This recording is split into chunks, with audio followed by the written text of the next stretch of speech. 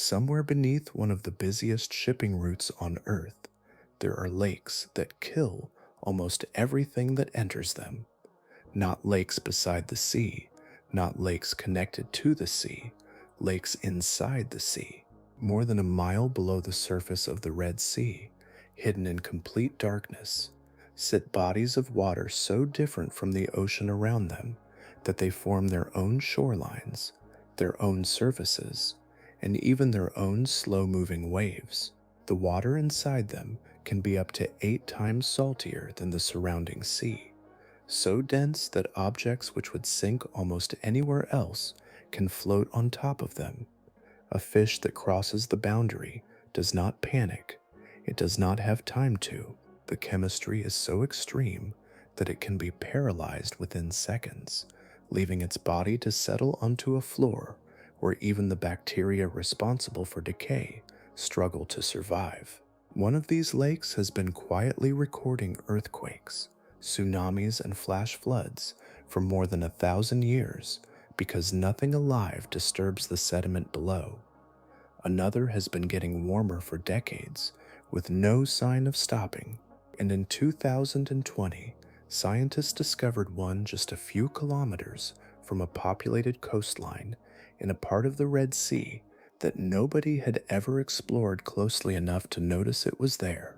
There are at least 25 of these lakes scattered across the Red Sea, and researchers suspect many more remain undiscovered. Today, they are studied not only by oceanographers, but by astrobiologists, searching for clues about how life might survive beneath the icy oceans of distant worlds. If you enjoy this kind of content, a like and subscribe helps more people find it. And I'm curious, what brought you here tonight?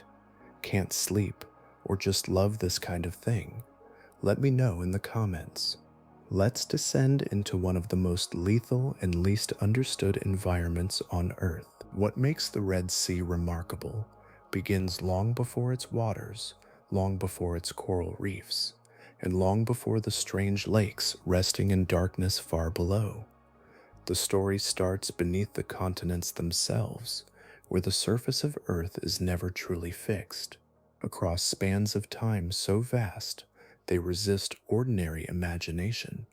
Entire land masses drift, separate, and reshape the face of the planet. The Red Sea is often imagined as an ancient and settled feature of geography, a permanent boundary between northeastern Africa and the Arabian Peninsula. In geological terms, however, it is surprisingly young. It is not the remnant of a completed process. It is a process still unfolding. Its origin lies in the gradual separation of the African tectonic plate and the Arabian tectonic plate during the Eocene epoch. At first, the movement was subtle, almost imperceptible even across many generations. Yet deep within the crust, forces were already pulling the region apart. By the Oligocene epoch, roughly 30 million years ago, that separation accelerated. The distance between the two plates continued to increase, and it continues to increase today. Measured against a human lifetime, the change seems insignificant. The basin widens by approximately 1 centimeter each year, yet geology operates according to different clocks. A single centimeter repeated year after year becomes a meter, then many meters, then entire oceans. The same mechanism that now shapes the Red Sea once helped create the Atlantic Ocean, transforming a narrow opening into a vast expanse stretching between continents. Running along the floor of the Red Sea is the feature responsible for this transformation, the Red Sea Rift. It is an active fracture in Earth's crust, extending through the basin like a slowly opening seam. Beneath it, new oceanic crust is being generated. Molten material rises from deeper layers of the planet, cools, and becomes part of the seafloor itself. The ocean floor here is not merely resting in place, it is being built. This ongoing construction gives the Red Sea an unusual character. It exists in a transitional state, neither a youthful crack in a continent nor a fully mature ocean basin. It occupies a middle chapter, allowing scientists to observe processes that are usually separated by immense stretches of geological time. Its geography adds another layer to the story. The sea is bordered by land on nearly every side. To the south, a narrow opening known as the Strait of Bab el-Mandeb connects it to the wider Indian Ocean. To the north, it divides into the Gulf of Aqaba and the Gulf of Suez, extending like branching corridors toward the surrounding deserts. Compared with most major oceans, the Red Sea is remarkably enclosed. That enclosure shapes the water itself. Rivers contribute very little fresh water to the basin. Rainfall across much of the region is sparse. Meanwhile, intense sunlight and persistent heat drive continual evaporation from the surface. Water escapes into the atmosphere, but dissolved salts remain behind. Over countless years, this imbalance has concentrated salinity throughout the sea. As a result, even the ordinary waters of the Red Sea are among the saltiest found in any open marine environment on Earth. The sea carries within it the signature of evaporation, isolation, and geological youth. Every current, every layer of water, and every contour of the seafloor reflects those influences. Far below the shipping routes and sunlit reefs, the consequences of that history become increasingly apparent. The widening rift, the restricted geography, the buried legacy of ancient salt, and the unusual chemistry of the basin all belong to the same story. Together, they created conditions found in very few places on the planet, conditions that allowed entirely separate bodies of water to emerge within the sea itself, waiting in darkness as products of a landscape that is still being born. Long before the Red Sea began resembling the body of water known today, it passed through intervals of disappearance. The basin remained, the surrounding land remained, but the water itself repeatedly retreated beneath a relentless balance of climate, geography, and time. During portions of the early Miocene epoch, roughly 23 million years ago, connections between the Red Sea and the wider ocean periodically narrowed or closed altogether. What followed was not a single event, but a cycle that unfolded again and again across immense stretches of geological history. With only limited replenishment from the open ocean, evaporation began to outpace replacement. Under a powerful sun and an arid climate, vast quantities of water escaped into the atmosphere. The dissolved minerals carried within that water could not follow. They remained behind, becoming increasingly concentrated as the basin continued to shrink. As the water level dropped, entire layers of mineral deposits accumulated across the seafloor. Salt crystallized directly from the remaining water, settling into enormous sheets that spread across the basin floor. Alongside common rock salt formed layers of anhydrite, a mineral rich in calcium sulfate. Year after year, century after century, these deposits thickened, the process repeated through multiple isolation episodes, gradually building a buried geological inheritance beneath the future sea. Today, those ancient evaporite layers remain hidden beneath younger sediments and modern seawater. In some regions, they exceed 3 kilometers in thickness, which is about 1.9 miles. They form one of the largest known accumulations of salt on Earth, a vast archive left behind by vanished seas that once occupied the same space. Although buried, these deposits are far from inactive. Water and salt share a relationship that endures across geological time. Whenever seawater finds pathways into fractures, faults, or porous sediments that intersect these ancient layers, dissolution begins. Molecule by molecule, the salt enters solution. The water absorbs far greater concentrations of dissolved minerals than would normally occur in the open ocean. The transformation is gradual yet profound. ordinary seawater becomes increasingly dense as dissolved salt accumulates within it. The change is not immediately visible, but density exerts its influence with remarkable consistency. Water carrying extraordinary amounts of dissolved salt becomes heavier than the surrounding seawater above it. Gravity then takes over. Rather than remaining suspended, the newly formed brine sinks downward through the water column. It settles onto the seafloor and begins moving along the contours of the basin. Like a river following a landscape, the dense fluid responds to slopes, ridges, and depressions hidden in the darkness below. It drifts downward whenever a path exists, always seeking lower ground. The shape of the seafloor becomes critically important at this stage. Small hollows, enclosed basins, and natural depressions act as collection points. Once the dense brine enters these low areas, escape becomes difficult. The surrounding seawater is lighter, occupying the space above like a separate layer. The brine remains trapped by its own weight, accumulating slowly within the depression. No sudden catastrophe is required. No volcanic eruption, impact event, or dramatic geological upheaval creates these strange features. The process depends instead upon persistence. Ancient salt dissolves, dense brine forms, gravity guides it downward. The landscape gathers it into natural basins. Over immense spans of time, a distinct body of water emerges within another body of water. The rarity of this sequence explains why so few places on Earth host such environments. Several conditions must align at once. Buried evaporite deposits must exist beneath the seafloor. Water pathways must reach them. Suitable depressions must collect the resulting brine. The surrounding basin must preserve these conditions long enough for the process to continue. The Red Sea possesses all of these ingredients in unusual abundance.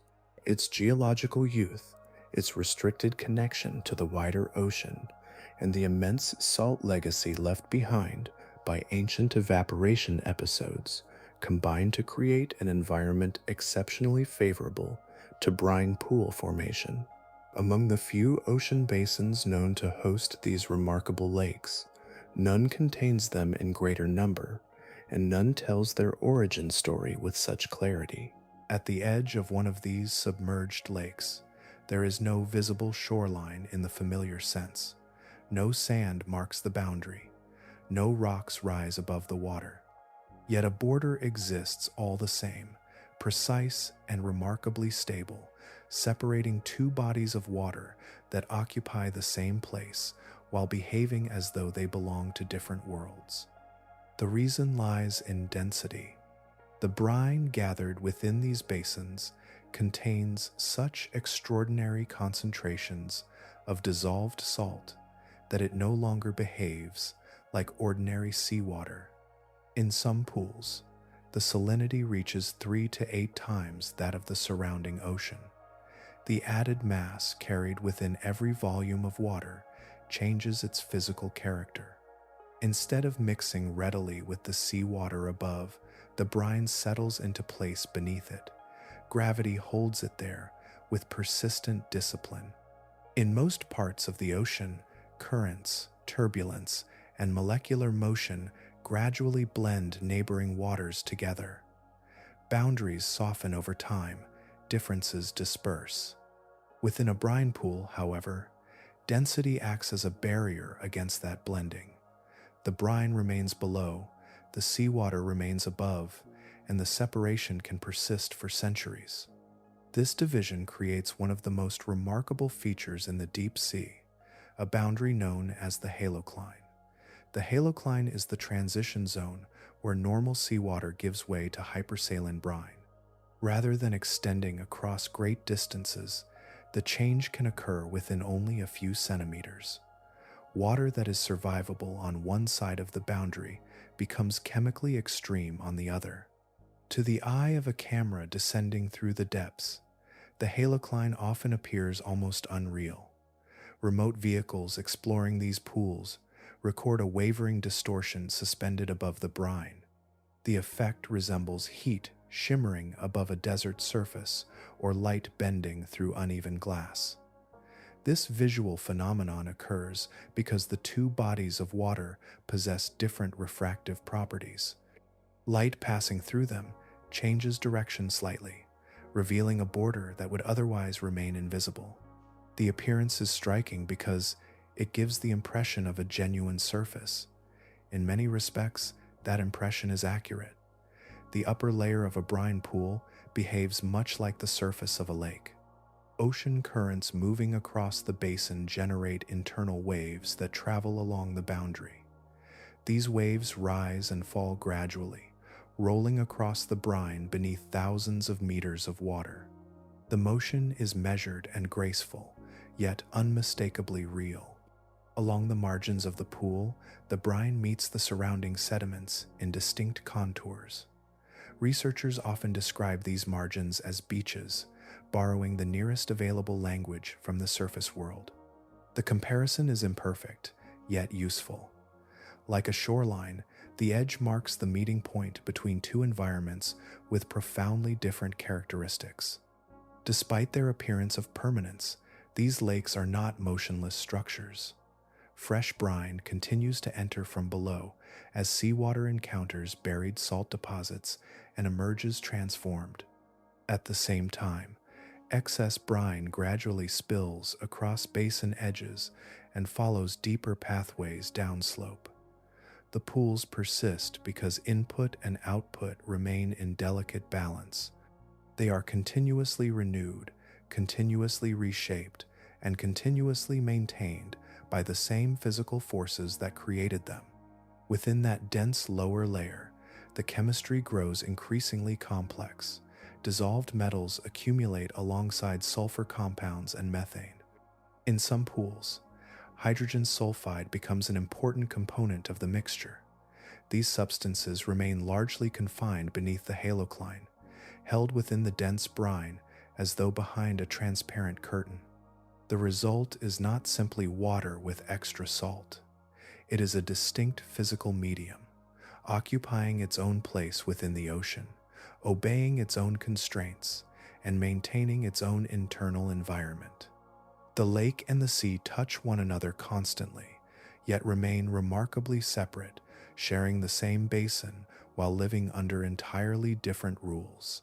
For most marine animals, the boundary surrounding a brine pool appears unremarkable. There is no visible warning, no change in color dramatic enough to signal danger, no physical barrier standing in the way.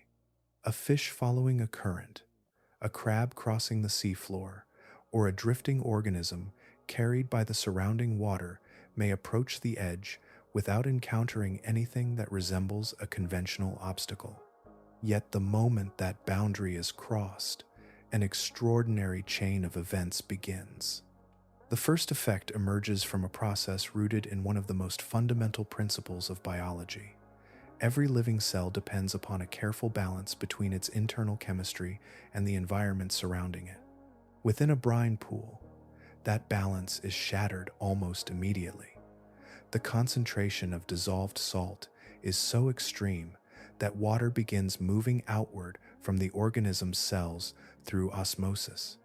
Moisture that normally remains within tissues is drawn toward the surrounding brine. Cells contract, membranes become damaged. Biological systems that rely on stable fluid balance begin to fail. This transformation unfolds with startling speed. The difference in salinity between ordinary seawater and the brine can be so great that many organisms experience overwhelming physiological stress within moments of entry.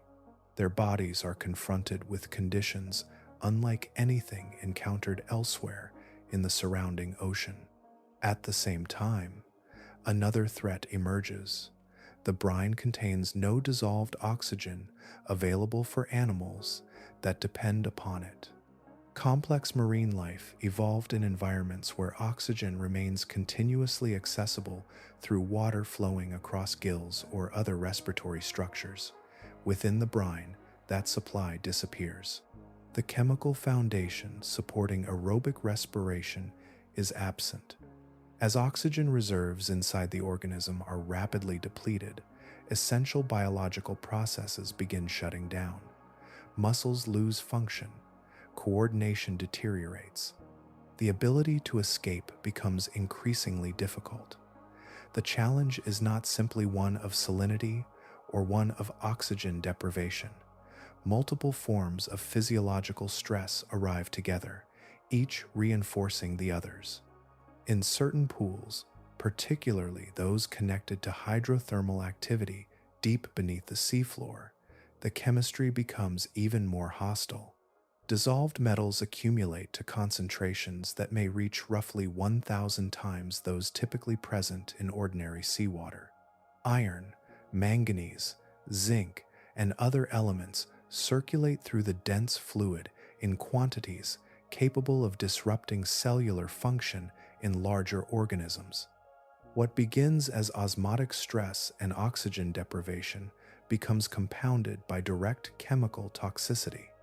Even the boundary itself contributes additional strain. Across the halocline, physical properties change abruptly. Density shifts dramatically over a very short distance. Organisms already struggling against chemical stress encounter a transition zone where multiple environmental conditions alter almost simultaneously. The body receives conflicting signals from a world that has changed within the span of a few centimeters. The outcome is often swift. Scientific observations frequently describe animals that become immediately paralyzed or killed after entering the brine. Motion slows, orientation is lost. The surrounding water that moments earlier supported life becomes an environment from which recovery is unlikely. Gravity then carries the remains downward. Fish settle onto the floor of the pool. Crabs rest along the margins. Some bodies become fully submerged within the dense brine, while others remain partially positioned across the boundary, suspended between two incompatible environments. The seafloor gradually accumulates evidence of countless accidental crossings. What makes this landscape especially unusual is what happens afterward. In ordinary marine settings, bacteria and other microorganisms quickly begin breaking down dead organic material. Within the brine, many of those decomposers struggle to survive. The same extreme chemistry that kills larger organisms also suppresses much of the microbial activity responsible for decay. As a result, remains can persist for far longer than expected. The transition from life to death may occur rapidly, yet decomposition proceeds at a remarkably reduced pace. The edge of a brine pool becomes more than a boundary between waters. It becomes one of the most unforgiving biological frontiers on Earth, a place where chemistry, physics, and physiology converge with extraordinary precision. If the brine pools of the Red Sea are viewed from above on a scientific map, they may appear to belong to a single family of environments. They share the same sea, occupy similar depths, and are linked by the unusual presence of hypersaline water resting within the ocean. Yet beneath those broad similarities lies a deeper division. The lakes, scattered across the Red Sea, were not all created by the same processes, nor do they tell the same geological story.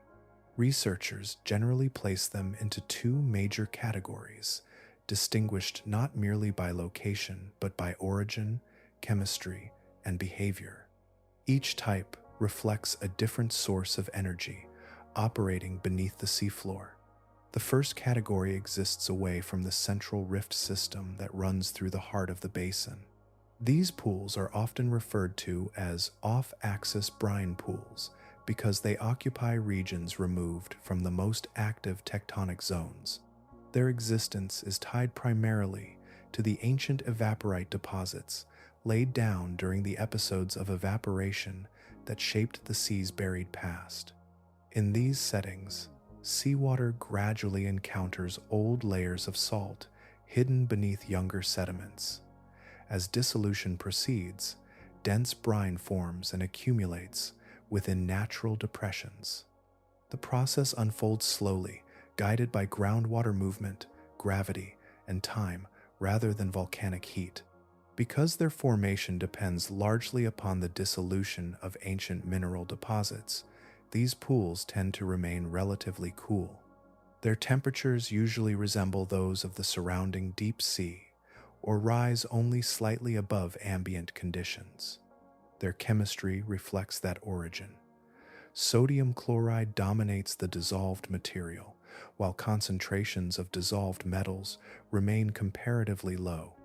The resulting environment is still extraordinarily hostile to most complex life, yet its chemical fingerprint is relatively straightforward. It carries the memory of vanished seas, preserved within buried salt. The second category occupies a very different setting. These pools occur directly along the active rift system, where the crust of Earth continues to separate. Here, the seafloor is fractured, dynamic, and influenced by heat rising from below. Water descending through cracks in the oceanic crust travels into regions affected by magma and elevated geothermal energy. As it circulates through hot rock, it undergoes profound chemical transformation.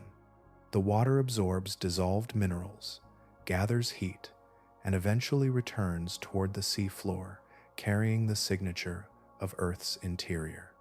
When this altered fluid contributes to a brine pool, the result is an axial system, a pool tied directly to hydrothermal activity. These environments are among the most chemically complex bodies of water on the planet. Iron, manganese, zinc, copper, and numerous other dissolved elements accumulate within the dense brine. Temperatures may rise far above those of the surrounding deep sea. In documented cases, the difference can reach approximately 46 degrees Celsius or 115 degrees Fahrenheit above the temperature of nearby seawater. Such contrasts create environments that seem almost disconnected from the ocean surrounding them, sustained by a source of energy originating deep within the planet itself. The distinction between these two categories matters because each preserves evidence of a separate geological narrative. Off-axis pools speak of ancient climates, evaporating seas, and buried mineral deposits inherited from distant epochs. Their story is one of preservation, a legacy carried forward through millions of years. Axial pools tell a more immediate story. They reveal processes that remain active today, exposing the interaction between seawater, magma, and newly forming crust. Rather than preserving a record of the past, they provide a glimpse into forces still shaping the Red Sea beneath the sediments and water above. What makes the Red Sea especially remarkable is that both stories unfold within the same basin. Few places on Earth contain such a complete collection of brine pool environments. The sea's unusual history of rifting, evaporation, and crustal formation created conditions capable of supporting both categories simultaneously. As a result, the Red Sea has become more than a home for brine pools. It has become a natural archive of multiple geological processes gathered together within a single evolving ocean. The discovery began not with a lake, but with a number that refused to behave. During a deep water survey conducted in the year 1949, researchers working in the central Red Sea encountered temperature measurements that seemed fundamentally out of place. Instruments lowered into the depths returned readings warmer than expected, values that did not fit existing understanding of how deep marine waters should behave. At first, the anomaly appeared almost mundane, the sort of irregularity that might emerge from equipment limitations or observational error. Yet, the pattern persisted. As additional expeditions revisited the region over the following decades, the unusual measurements continued to appear. The deeper scientists looked, the more difficult it became to dismiss the evidence. Something beneath the surface was altering the chemistry and temperature of the surrounding environment in ways that contemporary oceanography could not easily explain. By the 1960s, a clearer picture began to emerge. Investigators discovered dense saline brines occupying depressions within the active rift zone of the Red Sea. Alongside these brines lay unusual metallic sediments, muds enriched with dissolved elements that had accumulated through processes still being unraveled. The source appeared to lie beneath the seafloor itself, where geological forces associated with the rift were actively reshaping the basin from below. One expedition proved especially significant. In the year 1965, the research vessel Atlantis II formally documented the remarkable site while engaged in a broader scientific voyage. The feature would eventually inherit the vessel's name, becoming known as Atlantis II Deep. Located near the central rift between the coastlines of Saudi Arabia and Sudan, Atlantis II Deep occupies one of the most extraordinary settings in the marine world. The basin reaches a maximum depth of approximately 2,194 meters, which is about 1.4 miles. Within that depression rests a vast body of brine covering roughly 60 square kilometers, which is about 37.3 miles. Far from being a simple pool of dense water, the system possesses an internal structure of remarkable complexity. The brine is arranged in distinct layers, stacked vertically upon one another. Each layer differs in temperature, salinity, and chemical composition. Rather than forming a uniform mass, the pool resembles a hidden atmosphere turned upside down, with boundaries separating one chemical environment from the next. Descending through those layers is like moving through successive worlds. Conditions gradually become more extreme with depth. Salinity increases, chemical compositions shift, heat rises rather than falls. The deeper regions bear little resemblance to the seawater surrounding the pool above. At the base lies the most extraordinary zone of all, a region known as the lower convective layer. Here, measurements have revealed temperatures reaching approximately 68 degrees Celsius or 154 degrees Fahrenheit. Salinity approaches roughly 250 parts per thousand, more than 7 times the concentration of ordinary seawater. The environment contains no dissolved oxygen. Acidity rises well beyond the conditions typical of marine ecosystems. Such a combination of heat, salinity, acidity, and oxygen deprivation creates conditions rarely encountered anywhere on Earth. Yet, the system remains stable, sustained by geological processes operating beneath the basin floor. Heat and dissolved materials continue entering from below, maintaining an environment unlike any conventional lake or oceanic habitat. What makes Atlantis II Deep particularly remarkable is the historical moment in which it was discovered. Researchers of the mid-20th century possessed no established framework for interpreting what lay before them. Hydrothermal ecosystems had not yet transformed scientific thinking. The concept of an isolated, hypersaline lake existing within the ocean, heated from below and actively generating metal-rich sediments, stood far outside conventional expectations. The measurements were real, the chemistry was real, the immense layered lake was real. Atlantis II Deep entered scientific awareness not as the confirmation of an existing theory, but as evidence that an entirely unfamiliar category of environment had been hiding beneath the Red Sea all along. Most lakes are shaped by change so gradual that it becomes almost impossible to witness within a human lifetime. A shoreline may shift by a small distance, Sediment may accumulate layer by layer. Water levels may rise and fall with the passing decades. Atlantis II Deep follows a different rhythm. Deep beneath the Red Sea, one of its most important characteristics has been changing quickly enough for scientists to measure within a single generation. The evidence emerged through repeated visits, separated by years and sometimes decades. Researchers returned to the basin, lowered instruments into the layered brine, and compared new observations with earlier records. Again and again, the measurements pointed toward the same conclusion. The deepest portion of the system was becoming warmer. When the lower convective layer was first accurately characterized, temperatures measured approximately 56 degrees Celsius or 133 degrees Fahrenheit.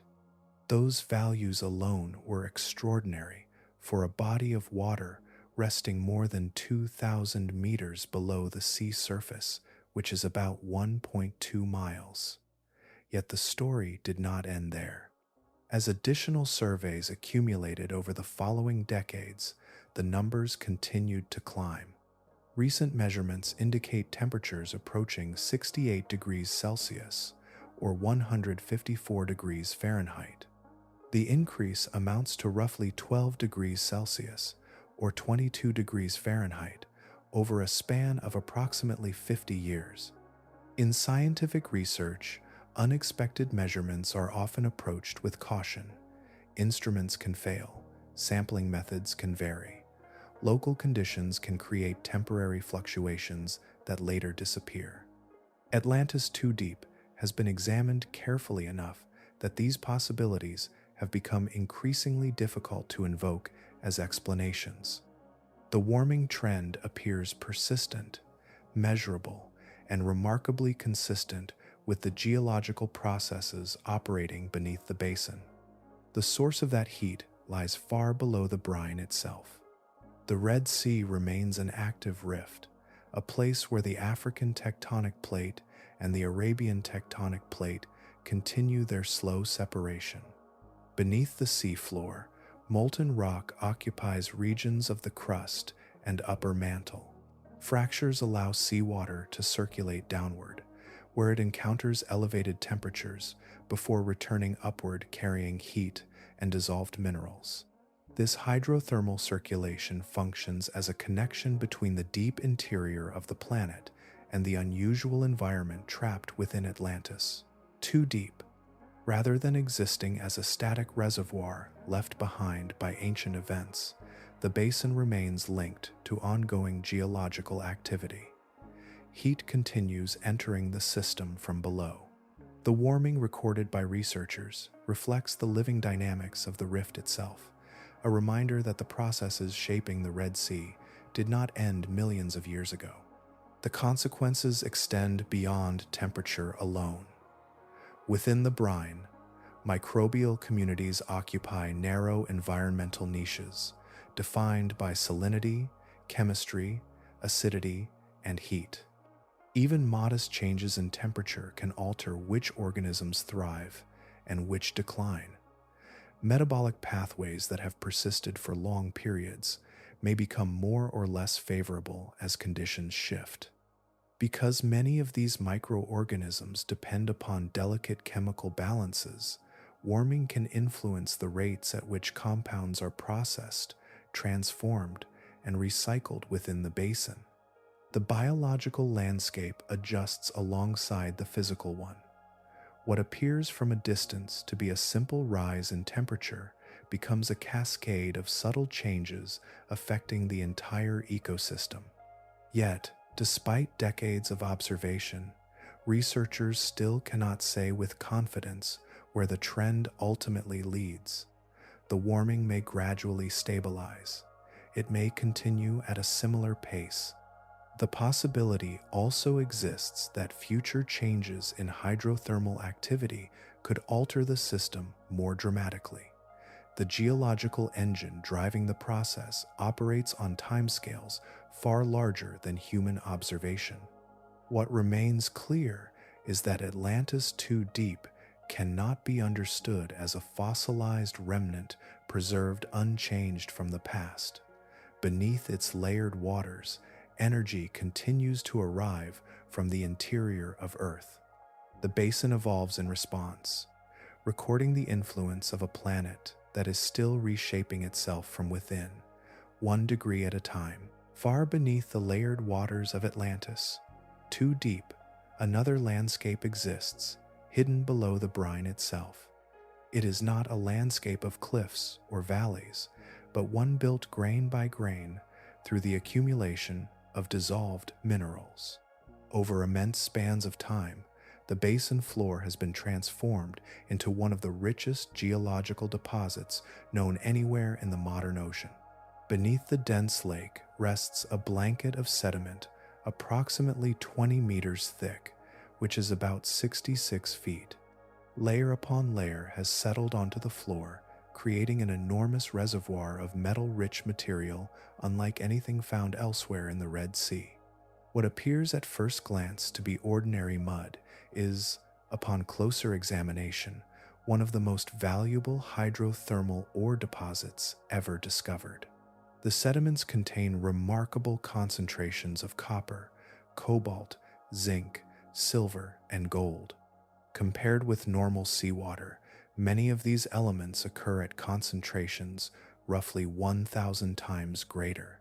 Yet this abundance did not appear suddenly, nor was it delivered in a single event. It accumulated gradually through a partnership between hydrothermal activity below and the unusual chemistry of the brine above. As mineral-rich fluids rise from beneath the seafloor, they carry dissolved metals into the basin. In most marine environments, such materials disperse into the surrounding ocean. Currents transport them away, diluting their concentrations until only faint traces remain. Atlantis II Deep behaves differently. The dense brine acts as a trap. When iron and other dissolved elements enter the system, the brine greatly restricts their escape. Studies suggest that roughly 85% of the iron delivered by hydrothermal fluids remains within the basin rather than dispersing into the wider sea. Year after year, century after century, the trapped material settles toward the floor. Each pulse of hydrothermal activity leaves its own contribution. Changes in temperature alter what minerals precipitate from solution. Variations in chemistry influence how those minerals accumulate. The result is an extraordinarily detailed sequence of sediments stacked one atop another, preserving a record of environmental change with remarkable precision. Viewed in cross-section, the deposit reveals delicate layers measured not in large intervals, but often in fractions of a centimeter. Bands rich in iron oxides alternate with layers dominated by carbonates, sulfides, and silicates.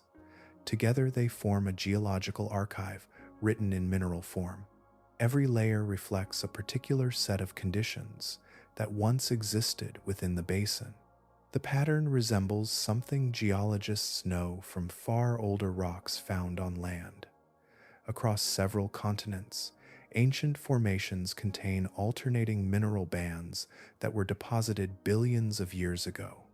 These structures preserve evidence of environmental conditions from the distant past of Earth. Atlantis II Deep provides something exceptionally rare, a modern environment where comparable processes can be observed while they are still occurring. Because of this similarity, the basin serves as an important analog for understanding how certain ancient ore deposits may have formed. Instead of relying solely upon clues preserved in rocks altered by time, researchers can examine an active system where mineral accumulation continues today. The sediments beneath the brine function almost like a living geological laboratory, allowing present processes to illuminate ancient history. The scientific significance of the deposit is matched by its economic appeal.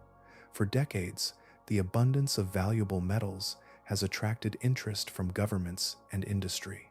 Since the 1980s, discussions involving Saudi Arabia and Sudan have explored the possibility of extracting some portion of the resource from the deep basin floor. The concentrations are substantial enough to support serious consideration of future mining operations. Yet the deposit occupies an unusual position between commerce and science. It is both a potential source of valuable materials and an irreplaceable record of geological activity. Every layer contains information alongside metal. Every sediment band represents both a resource and a page from a history written beneath the brine. In this way, Atlantis II Deep embodies a striking contradiction. Among the most chemically hostile environments in the Red Sea lies one of its greatest concentrations of wealth, a vast accumulation of metals resting beneath a lake that few living creatures can survive, preserved in darkness by the same conditions that made it possible. Seen on a chart of the central Red Sea, Atlantis II Deep might appear to dominate its surroundings.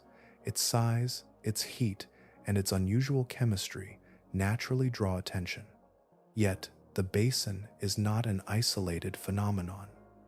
Nearby, within the same active rift zone, other brine pools occupy neighboring depressions in the seafloor. They share a common geological setting, but each has developed its own character, shaped by subtle differences in chemistry, temperature, and history.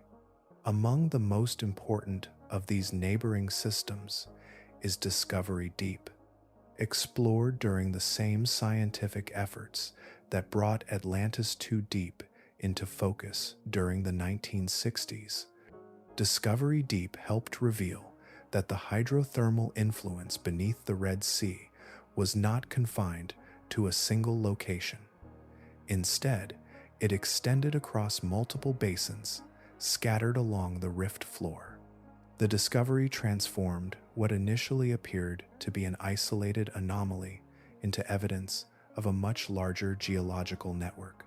At first glance, Discovery Deep resembles its famous neighbor. It contains dense brine, lacks dissolved oxygen, and occupies a depression linked to hydrothermal activity beneath the seafloor. Yet its conditions are somewhat less extreme. Temperatures reach approximately 45 degrees Celsius or 113 degrees Fahrenheit, substantially cooler than the hottest layers found within Atlantis II Deep. Its chemistry remains remarkable nonetheless. Iron concentrations are elevated to levels far beyond those typically encountered in ordinary seawater. The brine retains a strong hydrothermal signature, reflecting the continual influence of mineral-rich fluids ascending from deeper geological sources. Although less intense than Atlantis II Deep in several respects, Discovery Deep demonstrates that the forces shaping these environments operate across a broader landscape than early researchers initially imagined. Traveling only a relatively short distance through the same rift system leads to a basin with an entirely different personality. Kebrit Deep lacks the intense heat associated with its neighbors. Its waters remain comparatively cool, yet its chemistry is among the most unusual in the Red Sea.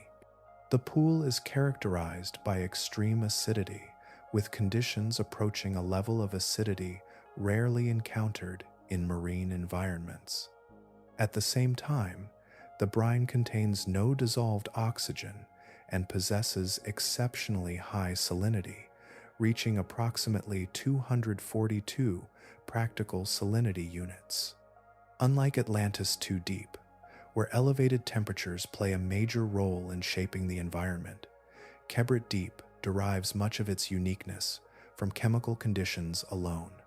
The basin demonstrates that extreme environments do not require intense heat to become biologically and geochemically distinctive. Life has adapted accordingly. Within the pool and along its chemical boundaries exists a microbial community different from those found in neighboring basins. Certain members of the genus Sulfurovum have developed specialized genetic adaptations that allow them to persist in an environment containing both hypersaline conditions and elevated concentrations of sulfur compounds. Their survival reflects a long history of evolution within a habitat that imposes challenges unlike those found elsewhere in the sea. The existence of Discovery Deep, Kebrit Deep, and Atlantis II Deep within the same geological corridor reveals something important about the nature of brine pools.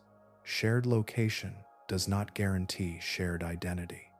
Even when basins occupy neighboring depressions along the same rift system, local conditions can drive them along very different developmental paths. Small variations in hydrothermal input, mineral composition, fluid circulation, and geological structure gradually accumulate into major differences. Temperature diverges. Acidity diverges. Biological communities diverge. Over time, each basin becomes a distinct environment with its own internal balance and history. From above, they are connected by geography. Beneath the surface, however, they function almost as separate worlds. The boundaries that isolate them are not walls of rock or great distances. They are barriers created by chemistry and physics. Organisms adapted to one pool may struggle to survive in another. Microbial ecosystems evolve within conditions specific to their basin and remain shaped by those conditions across generations. In this way, the neighboring pools of the central Red Sea resemble a collection of enclosed natural laboratories. Each occupies the same broad region of the seafloor, yet each follows its own geological narrative, preserving a unique expression of the forces operating deep within the rift. Scientific maps often carry an illusion of completeness. Once enough expeditions have crossed a region and enough measurements have been collected, it becomes tempting to believe the major discoveries have already been made. By the beginning of the 21st century, many researchers assumed the broad distribution of Red Sea brine pools was reasonably understood. The known examples clustered around the central rift zone, where tectonic activity, hydrothermal systems, and unusual geology provided a convincing explanation for their existence. The pattern appeared clear. Brine pools belonged offshore, far from the coast, embedded within the most geologically active portions of the basin. Then, in the year 2020, that assumption began to unravel. A research expedition, known as Deep Blue, set out aboard the vessel Ocean Explorer, operated by Ocean Exploration Trust. The mission focused on portions of the Saudi Arabian coastline that had received comparatively little scientific attention. Despite the Red Sea's long history of navigation and trade, large stretches of its deeper waters remained surprisingly underexplored. Some regions had never been examined with the level of detail made possible by modern deep-sea technology. Among the scientists involved was marine geologist Sam Purkis, whose team directed exploration efforts into the Gulf of Aqaba. Extending northward from the main body of the Red Sea, the Gulf is bordered by steep terrain and shaped by its own complex tectonic history. Although scientifically interesting, it had not been considered a likely location for major brine pool discoveries. As the expedition progressed, remotely operated vehicles descended into the depths, transmitting images back to the research vessel above. Hour after hour passed. The dive approached its final stages. Equipment limitations and operational schedules meant that the available exploration time was nearly exhausted. Near the end of that lengthy descent, the cameras encountered something unexpected resting on the seafloor. The feature possessed a familiar appearance. There was a defined boundary. There was dense fluid occupying a depression. There was the unmistakable visual signature associated with a brine pool. Then another appeared. Soon afterward, researchers identified two more. What had initially seemed like an isolated observation became a cluster of discoveries. In total, 4 pools were documented. One main basin covered approximately 10,000 square meters, while 3 smaller satellite pools occupied nearby depressions, each measuring less than 10 square meters. Their depth was considerable, approximately 1,770 meters below the surface, which is about 1.1 miles. Yet it was not the depth that astonished researchers most. It was the location. These pools were not situated within the central rift system that had dominated previous discoveries. Instead, they occupied the Gulf of Aqaba, a northern extension of the Red Sea. Even more striking, the site lay only 2 kilometers from the Saudi coastline, which is about 1.2 miles. For decades, prevailing geological models had suggested that major Red Sea brine pools should be associated with the central rift environment. The newly discovered basins did not fit that expectation. Their presence demonstrated that the processes capable of producing brine pools were not confined to the region where scientists had been looking most intensely. The discovery represented more than the addition of 4 new locations to a map. It challenged the assumptions underlying the map itself. The pools were eventually named the NEOM Brine Pools after the Saudi organization that supported the expedition. Their identification immediately expanded the known range of environments capable of hosting these extraordinary systems. Geological explanations that once seemed comprehensive suddenly required revision. What made the finding particularly significant was its simplicity. The pools had not been hidden in some inaccessible corner of the ocean.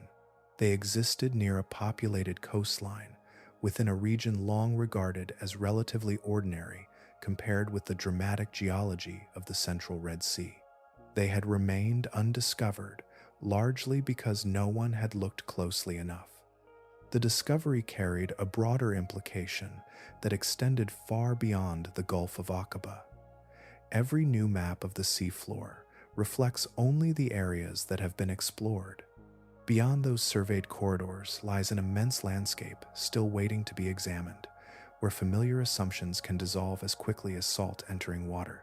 At first glance, the NEOM Brine Pools seem as though they should belong to the same family as the great hydrothermal basins of the central Red Sea. They contain dense brine. They exclude oxygen. They occupy depressions on the seafloor that separate them from the surrounding ocean. Yet a closer examination reveals that they emerged from a fundamentally different story, one written not by rising heat from deep within the planet, but by the slow interaction between water and ancient buried salt. The distinction begins with classification. Unlike Atlantis II Deep, Discovery Deep, and other hydrothermal systems located along the active rift axis, the NEOM Brine Pools belong to the category known as off-axis pools. Their existence is not tied to superheated fluids ascending from magma-heated crust. Instead, they are products of dissolution, a gradual process in which water encounters long-buried evaporite deposits and slowly carries dissolved salt back toward the seafloor. The pools therefore lack many of the defining characteristics associated with hydrothermal brine systems. Their temperatures closely match the surrounding deep water. There are no unusually hot lower layers. There are no dramatic thermal gradients rising through the basin. The brine remains comparatively cold, reflecting conditions of the surrounding environment rather than the influence of an underground heat source. Their chemistry tells a similar story. Hydrothermal pools are often enriched with iron, manganese, copper, zinc, and other dissolved metals transported upward from deep geological processes. In contrast, The NEOM pools contain relatively low concentrations of heavy metals. Their chemical identity is dominated primarily by dissolved salts derived from ancient evaporite deposits rather than by metals carried from the Earth's interior. The source of the brine lies beneath the seafloor. Over immense periods of time, groundwater and seawater move through fractures and porous pathways hidden within the geological structure of the Gulf of Aqaba. As these waters encounter buried salt layers, dissolution begins. Grain by grain, crystal by crystal, the ancient deposits surrender their contents. The resulting fluids become increasingly saline until they are dense enough to descend and accumulate within natural depressions along the seafloor. No volcanic heat is required. No active hydrothermal venting is necessary. The same physical principles that govern other brine pools remain at work, yet the mechanism producing the dense fluid is entirely different. Life entering these basins faces consequences every bit as severe as those found in more famous hydrothermal environments. The brine contains no dissolved oxygen, creating conditions unsuitable for organisms dependent upon oxygen-based metabolism. Its salinity is extreme enough to produce intense osmotic stress. Water is drawn from cells, physiological systems fail, and survival becomes impossible for most complex marine life. What is notably absent is the additional burden imposed by large concentrations of dissolved metals or elevated temperatures. The danger arises primarily from salinity and oxygen deprivation rather than heat or metal toxicity. The pools achieve similar biological outcomes through a different combination of environmental forces. Their discovery carried implications extending far beyond the Gulf of Aqaba itself.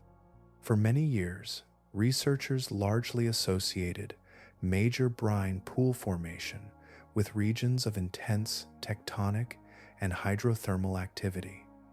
The NEOM Brine Pools demonstrated that this view was incomplete. A substantial brine system could form only 2 kilometers from shore, which is about 1.2 miles, through processes unrelated to active hydrothermal circulation. That realization forced a broader reassessment of where such environments might exist.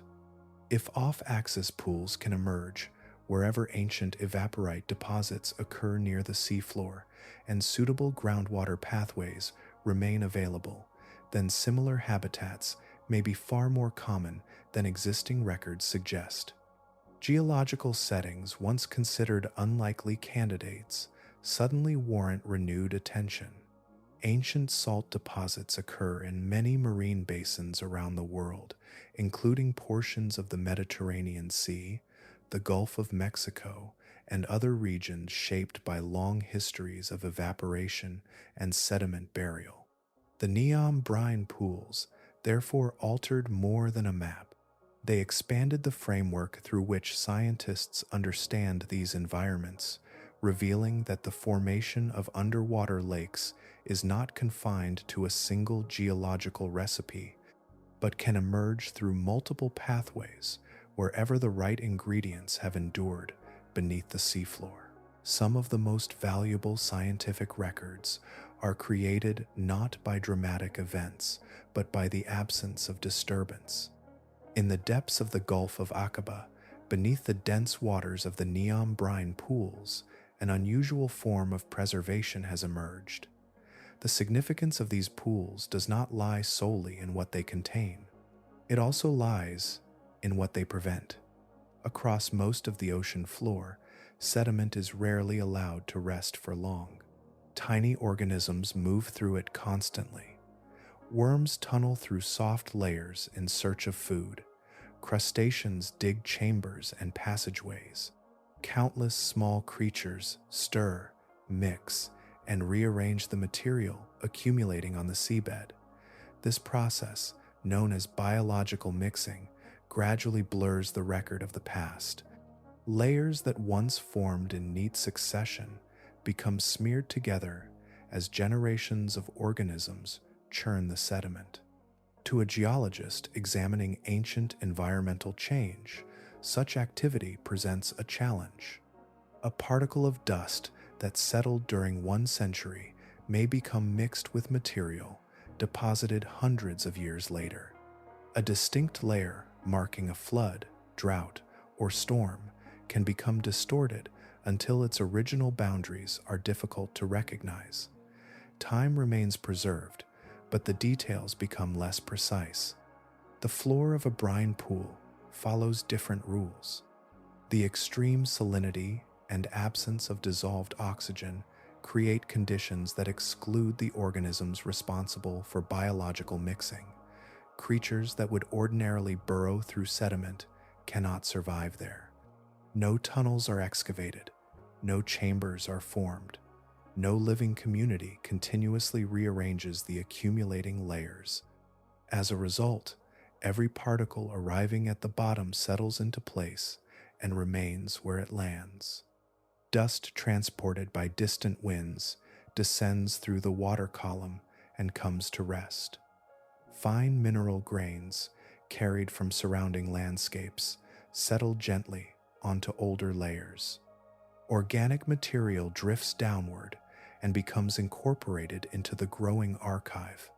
Because there are no burrowing organisms to disturb the sequence, each layer preserves its position with remarkable fidelity. Year after year, century after century, the record grows. The accumulation is often measured in layers so thin that individual bands may span only fractions of a millimeter. Yet these delicate deposits remain distinct from one another. Instead of becoming blended together, they form a chronological sequence whose precision rivals some of the finest natural archives known to science. When researchers extracted sediment cores from the floor of the NEOM Brine Pools, the results revealed an extraordinary history preserved beneath the brine. The cores contained a record extending back at least 1,200 years. Throughout that interval, environmental information had accumulated layer by layer without the disruption commonly encountered elsewhere on the ocean floor. Each band represented a specific moment or period in time. A major flood could leave behind a characteristic signature. Variations in regional climate might alter the composition of incoming sediment. Dust carried from distant deserts could appear as distinct horizons within the sequence. Even rare events occurring far from the pool itself might leave subtle traces preserved within the archive. Because the layers remain so sharply defined, scientists can reconstruct past conditions with a level of detail that ordinary open ocean sediments rarely provide. The pool functions almost like a natural recording device, capturing information from the surrounding region and storing it in chronological order. The remarkable clarity of the archive emerges directly from the same conditions that make the environment lethal to most complex life.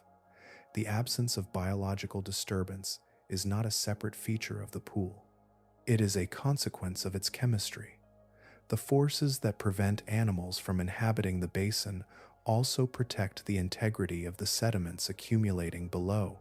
In that sense, the NEOM Brine Pools offer a striking exchange. Their hostile conditions remove the living agents that would normally erase geological detail, and in doing so, create one of the most pristine environmental records in the Red Sea. Beneath the dense brine, a layered chronicle continues to grow, preserving centuries of regional history exactly where it falls, one delicate deposit resting undisturbed upon the last. A history preserved in sediment becomes meaningful only when someone learns how to read it. The floor of the NEOM Brine Pools contains thousands of delicate layers accumulated across centuries, yet to the untrained eye they appear as little more than alternating bands of mud and mineral grains. Hidden within those bands, however, is a detailed account of events that unfolded far above the basin, recorded with a precision rarely found elsewhere in the region. When researchers examined sediment cores recovered from the pool floor, they found that the archive was not composed of a single uniform material. Instead, the layers fell into several distinct categories, each reflecting a different process operating in the surrounding environment. The most common deposits represented ordinary background sedimentation, dust drifting from nearby deserts, fine particles settling through the water column, and small amounts of organic material accumulated gradually over time. These layers formed slowly and consistently, creating the baseline rhythm of the archive. Interrupting that rhythm were thicker deposits known as turbidites. These layers originated when powerful floods swept sediment into the Gulf of Aqaba. Material carried by sudden surges of water traveled downslope and eventually reached the deep basin. Once deposited, these flood-related layers remained preserved exactly where they landed, forming distinct markers within the sequence. Yet a third category attracted particular attention. Unlike the fine material associated with normal sedimentation or flood deposits, these layers contained coarser terrestrial particles delivered rapidly and in unusual quantities. Their characteristics suggested an event capable of transporting large volumes of land-derived material into the marine environment over a very short period of time. The evidence pointed toward tsunamis. One of the most recent examples aligned closely with a well-documented historical event. In the year 1995, the Nuweiba earthquake struck the region with a magnitude of 7.2. The earthquake generated tsunami waves that reached approximately 4 meters in height, which is about 13 feet, at a coastal town in Egypt. Within the sediment archive, researchers identified a layer whose age and characteristics matched that event remarkably well. The significance extended beyond a single earthquake. Deeper within the core, additional tsunami signatures appeared again and again. Their spacing suggested a recurring pattern, with major tsunami-producing events occurring at intervals of roughly 100 years. The record implied that the Gulf of Aqaba has experienced powerful seismic disturbances throughout the last millennium, with a frequency greater than might be assumed from modern observations alone. The archive contained another category of evidence as well. In several locations, researchers observed intervals where the normally orderly layers became folded, warped, and distorted. Instead of remaining flat and parallel, the sediments appeared twisted and disrupted. Such deformation is consistent with intense ground shaking, the kind produced when earthquakes occur close to the basin itself. These disturbed sections provided a different kind of testimony. Rather than recording the arrival of material transported from elsewhere, they preserved the physical response of the sediment to seismic energy passing directly through the region. Modern records help place these observations into context. Between the years 1960 and 2016, at least 15 earthquake epicenters were documented within 50 kilometers of the NEOM Brine Pools, which is about 31 miles. 2 of those events exceeded magnitude 6. The contemporary pattern therefore mirrors what the ancient archive suggests, a landscape shaped by persistent tectonic activity over long periods of time. What makes the sediment record so valuable is that it preserves evidence unavailable elsewhere. On land, erosion can erase traces of past disasters. Along coastlines, development and natural change often obscure older events. In the open ocean, biological mixing blurs the details. Within the brine pool, those signals remain intact. Each earthquake, tsunami, and flood leaves a physical imprint that settles into the growing sequence and remains preserved in chronological order. The basin has become far more than a geological curiosity. It functions as a natural archive of regional hazards, recording centuries of seismic activity with extraordinary clarity. A lake resting at the bottom of the sea has therefore become something unexpected, a long-lived witness whose layered sediments preserve memories of disasters that would otherwise have faded from the landscape above. Not every warning arrives as an alarm. Some emerge gradually, hidden within layers of sediment, waiting for someone to recognize the pattern they contain. The archive preserved beneath the NEOM Brine Pools began as a scientific curiosity, a remarkably detailed record of environmental history resting on the floor of an underwater lake. As researchers examined that record more closely, however, its significance expanded beyond geology and into the future of the coastline above. The Gulf of Aqaba is not an isolated wilderness. Its shores support cities, ports, resorts, transportation corridors, and growing economic development. Along its margins stand Aqaba in Jordan, Taba in Egypt, Eilat in Israel, and extensive stretches of the Saudi Arabian coastline. These communities occupy one of the most strategically important regions of the northern Red Sea, connected by trade, tourism, industry, and infrastructure. Beneath the waters offshore, the sediment archive records the long history of the tectonic forces shaping the region. The same geological system that formed the Gulf of Aqaba remains active today. Earthquakes continue to occur along faults hidden beneath the landscape and seafloor. Most pass with limited consequences, becoming brief entries in seismic catalogs before fading from public attention.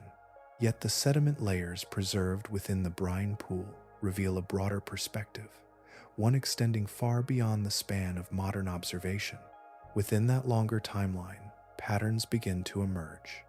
Researchers identified repeated evidence of tsunami-generating events recurring at intervals approaching roughly 100 years.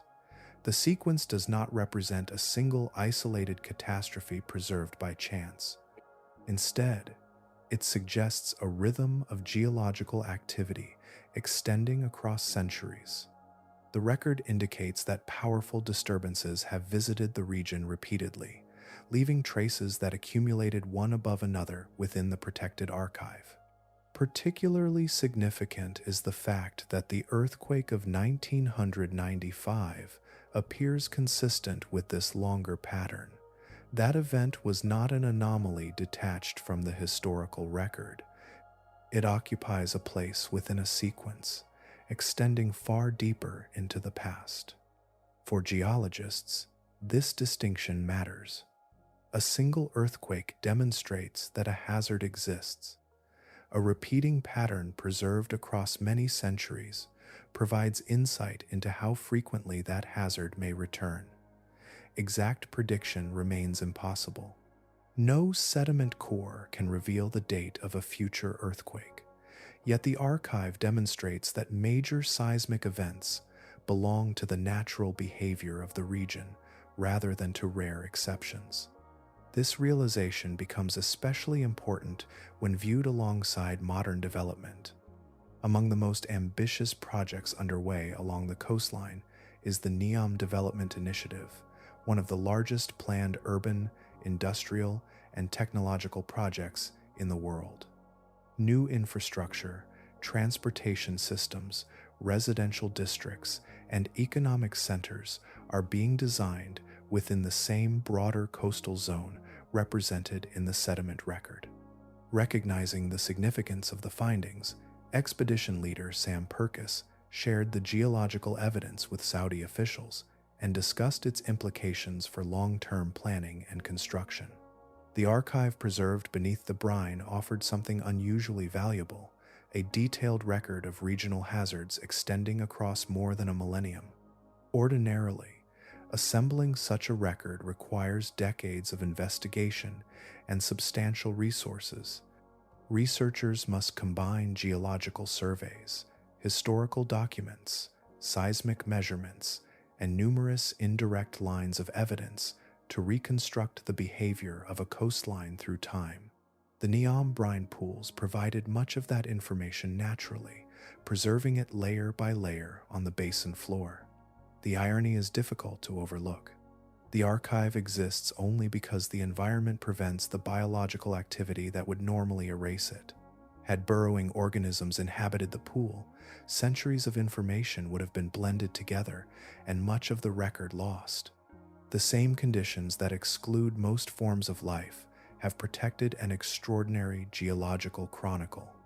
As a result, an underwater lake hidden deep beneath the Gulf of Aqaba has become more than a scientific discovery. It has become a messenger from the past, carrying evidence of earthquakes and tsunamis across centuries, preserving lessons that the coastline above never intentionally recorded, yet may someday find invaluable. The floor of a brine pool appears, at first glance, to be a place where life has reached its limit. Oxygen is absent. Salinity rises far beyond what most marine organisms can tolerate. The chemical boundaries are sharp, the conditions unforgiving. Fish cannot endure it, crabs cannot endure it. Most complex forms of life encounter the edge of the basin and perish. Yet beneath that appearance lies one of the most fascinating paradoxes in the natural world. Where larger organisms disappear, microbial life flourishes. The NEOM Brine Pools are not biological deserts. They are densely populated ecosystems, operating on a scale too small for the eye to see. Within the sediments, along the halocline, and throughout the brine itself, immense communities of microscopic organisms occupy ecological niches shaped by chemistry rather than sunlight. Their distribution is not random. Moving gradually toward the pool from the surrounding seafloor is like passing through a sequence of invisible biological provinces. Each zone hosts organisms adapted to the specific conditions present there, and each transition marks a shift in the fundamental chemistry that supports life. In the background sediments beyond the influence of the pool, oxygen remains available. Here, microbial communities resemble those found across many ordinary marine environments. These organisms depend upon oxygen to drive their metabolism. They consume organic matter arriving from above and participate in the familiar cycles that characterize much of the ocean floor. Closer to the basin, conditions begin to change. As oxygen becomes increasingly scarce, communities dependent upon it give way to organisms capable of surviving without it. Sulfate-reducing microorganisms become more abundant. So do methanogens, organisms that generate methane through metabolic pathways entirely different from those used by oxygen-dependent life. The transition is gradual, yet distinct, reflecting the changing chemistry of the environment. Approaching the halocline brings another transformation. This narrow boundary separates two incompatible worlds. Above lies seawater containing dissolved oxygen and relatively moderate salinity. Below rests dense brine where oxygen is absent, and salt concentrations rise dramatically. The interface between them creates steep chemical gradients that can be exploited by microorganisms adapted to living precisely at the boundary. As a result, the halocline often supports some of the densest microbial populations within the entire system. Rather than occupying either environment completely, these organisms position themselves where the two meet. There they gain access to compounds arriving from above and below simultaneously. The boundary becomes an ecological crossroads where energy can be extracted from chemical differences between neighboring layers of water. Deeper still, inside the brine itself, an entirely different biological community takes over. The microorganisms inhabiting this realm are specialists of extraordinary capability. Many belong to groups of bacteria and archaea, whose ancestors adapted over immense spans of evolutionary time to conditions that would be lethal to most life forms. Their cellular machinery is designed to function within hypersaline environments where ordinary biological processes would fail. In a sense, normal seawater would be nearly as hostile to them as the brine is to a fish.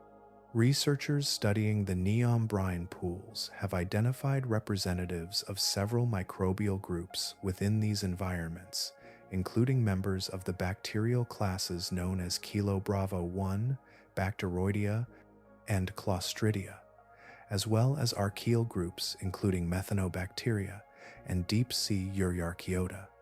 Together, they perform metabolic processes that sustain the ecosystem despite the absence of sunlight and oxygen. Some generate methane. Others obtain energy through sulfur-based reactions. Many participate in interconnected chemical cycles that recycle nutrients and maintain the stability of the microbial community. What emerges is an ecosystem built entirely upon chemistry. No sunlight penetrates to these depths. No plants capture energy from the sunday. Instead, life persists by exploiting gradients of salt, sulfur compounds, methane, and other substances dissolved within the environment. The pool becomes a living demonstration that biological complexity does not depend upon familiar conditions. The same waters that form a deadly barrier for larger creatures therefore support thriving microscopic societies. At the scale of fish and crustaceans, the brine pool appears hostile beyond endurance.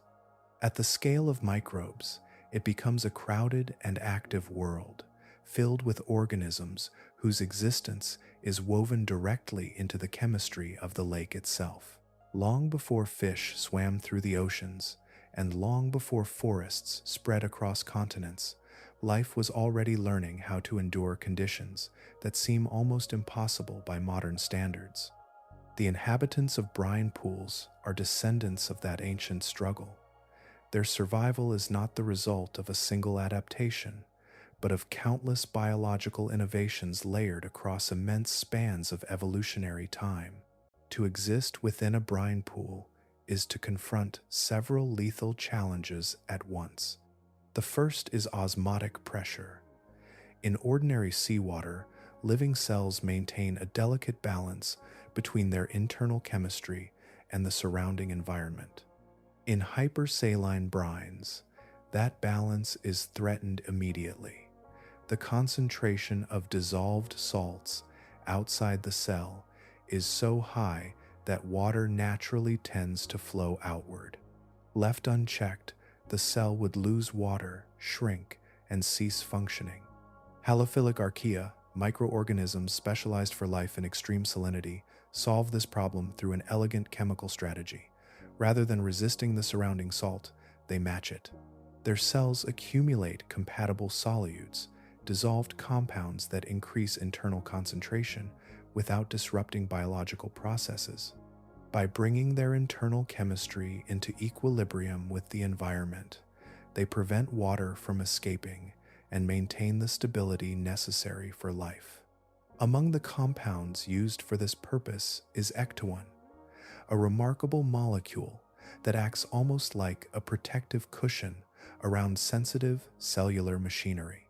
Ectowine helps stabilize proteins and membranes against the stresses imposed by extreme salinity. Within brine pools, it serves as a molecular safeguard, preserving structures that would otherwise be damaged by the surrounding environment.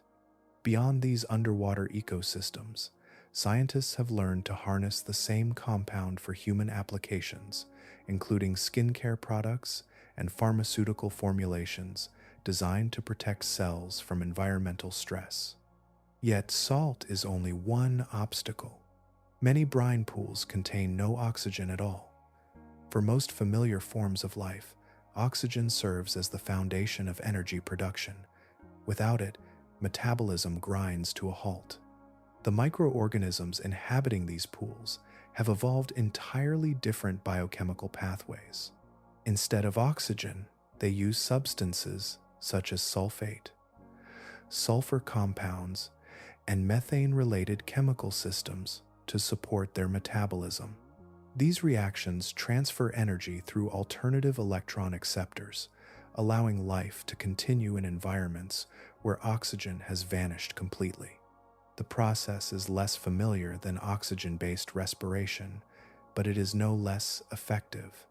Entire ecosystems operate according to these alternative rules. In the hottest pools, another challenge emerges. Temperatures can reach 65 degrees Celsius or 149 degrees Fahrenheit, and even 68 degrees Celsius or 154 degrees Fahrenheit. Under such conditions, many biological molecules begin to lose their structure. Proteins unfold, enzymes stop functioning, and cellular systems collapse. Thermophilic microorganisms overcome this threat through specialized molecular architecture. Their proteins possess additional internal bonds and structural reinforcements that help maintain stability even under intense heat. What would unravel the machinery of most organisms becomes survivable because the proteins themselves are built differently from the start. Evolution has altered their microscopic frameworks to withstand conditions that seem incompatible with life. Heat and salinity are not the only dangers present. Certain brine pools contain elevated concentrations of metals such as iron, manganese, and zinc. For conventional organisms, these levels can interfere with essential biochemical reactions and cause severe cellular damage.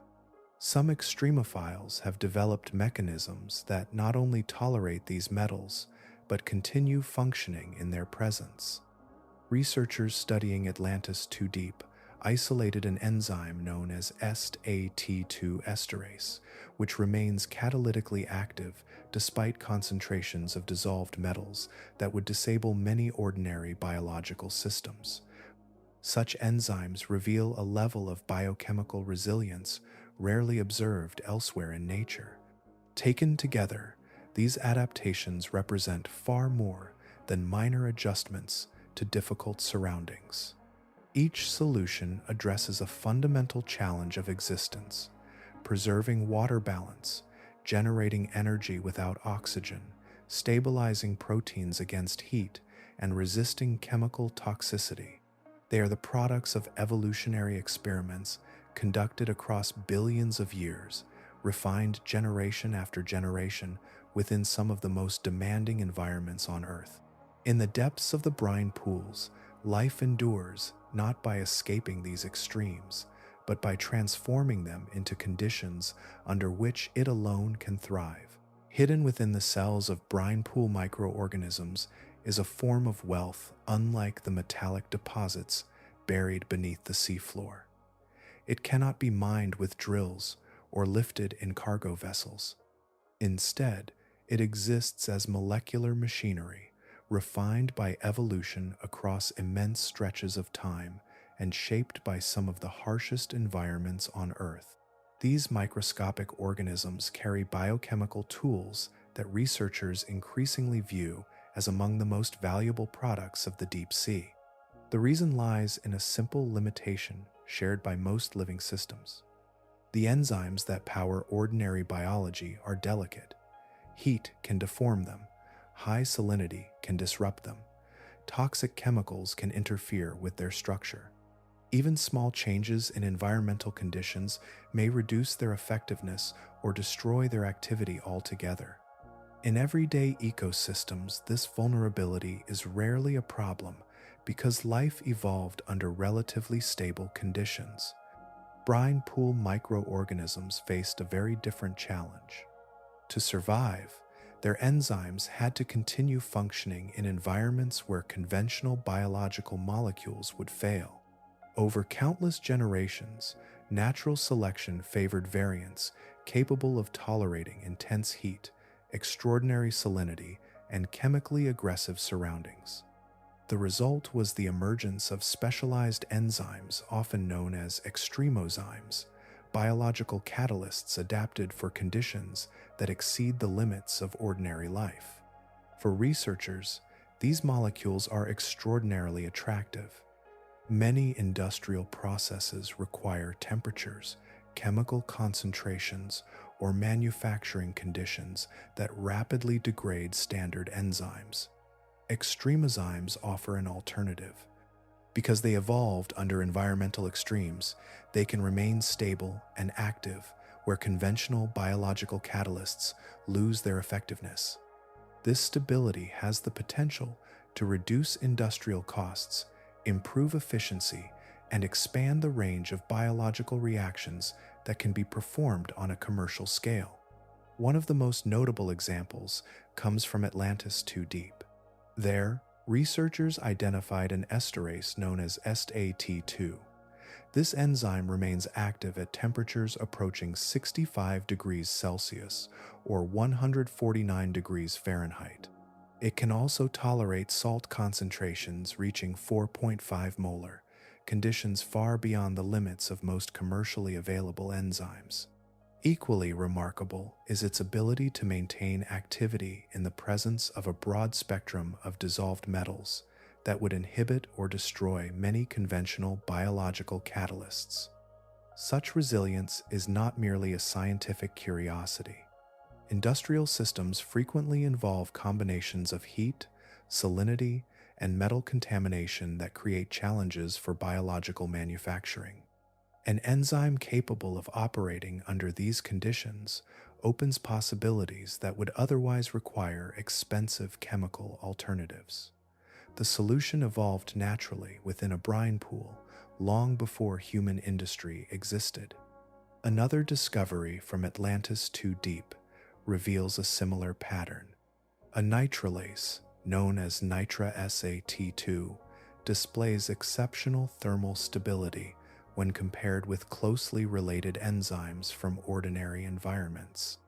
Nitrilases are valuable because they participate in chemical transformations used during the production of pharmaceutical compounds and other specialized materials. Greater stability means longer operational lifetimes and more reliable performance under demanding manufacturing conditions. Yet individual enzymes may represent only a fraction of the opportunity hidden within these ecosystems. Researchers are now constructing extensive genetic libraries from brine pool microorganisms, cataloging the metabolic capabilities encoded within their genomes. Each newly sequenced organism contributes additional pieces to a growing inventory of biochemical innovation. Within these genetic archives are clusters of genes responsible for producing compounds that microbes use for competition, defense, communication, and survival. Some of these compounds show characteristics associated with antibiotic activity. Others display antifungal properties. Still others possess molecular structures that attract attention from researchers investigating potential anti-cancer applications. This search has gained urgency in recent years. Across the world, antibiotic resistance continues to increase as disease-causing microorganisms evolve defenses against existing treatments. Meanwhile, the discovery rate of entirely new antibiotics from traditional sources has slowed considerably. Many environments that once yielded promising compounds have already been explored extensively. Brine pools offer a different frontier. Because their inhabitants evolved in isolation under unusual chemical pressures, they possess biological pathways rarely encountered elsewhere.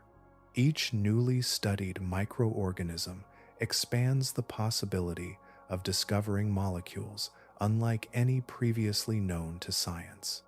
Seen from above, these pools appear hostile and lifeless, yet at the molecular level they are astonishingly productive. The same conditions that exclude most forms of life have driven evolution toward biochemical inventions of remarkable sophistication, transforming some of the deadliest environments in the ocean into reservoirs of extraordinary biological potential.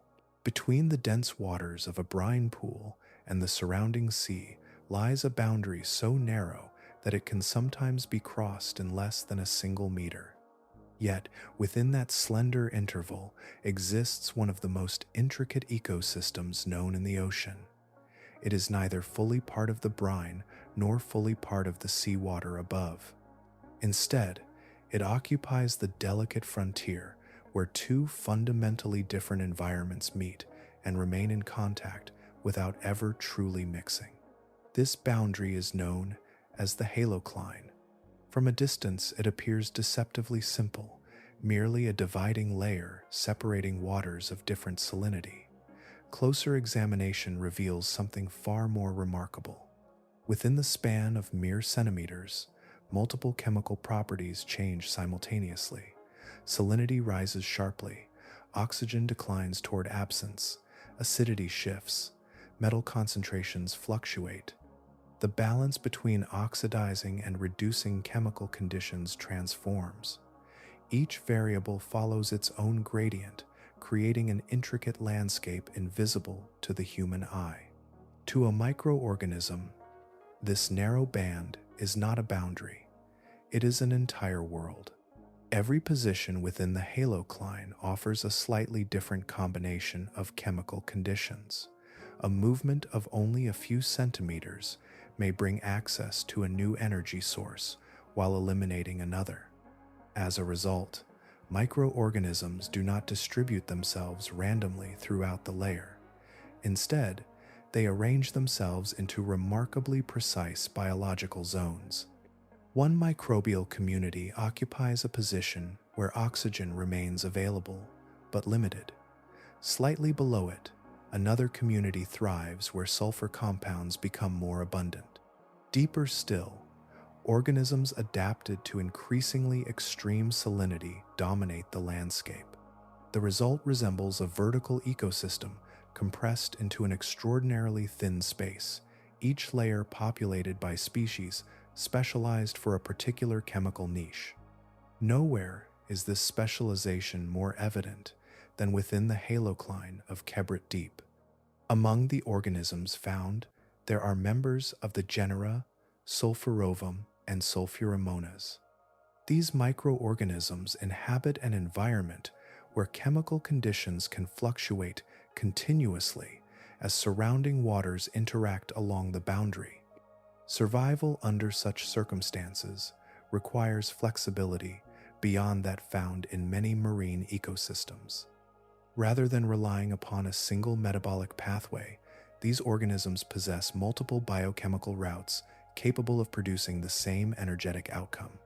If one pathway becomes less effective because local chemistry changes, another can assume the task. This metabolic redundancy provides resilience in a setting where environmental conditions may shift over very small distances and timescales. Such redundancy is relatively uncommon elsewhere in the ocean. In more stable environments, evolutionary pressures often favor efficiency and specialization. Within the halocline, however, adaptability becomes equally valuable. Organisms capable of switching between metabolic strategies gain an advantage because the chemical landscape surrounding them remains in constant motion. Evolution has therefore produced microorganisms equipped with overlapping systems, allowing them to respond rapidly to changing conditions without losing access to essential energy sources.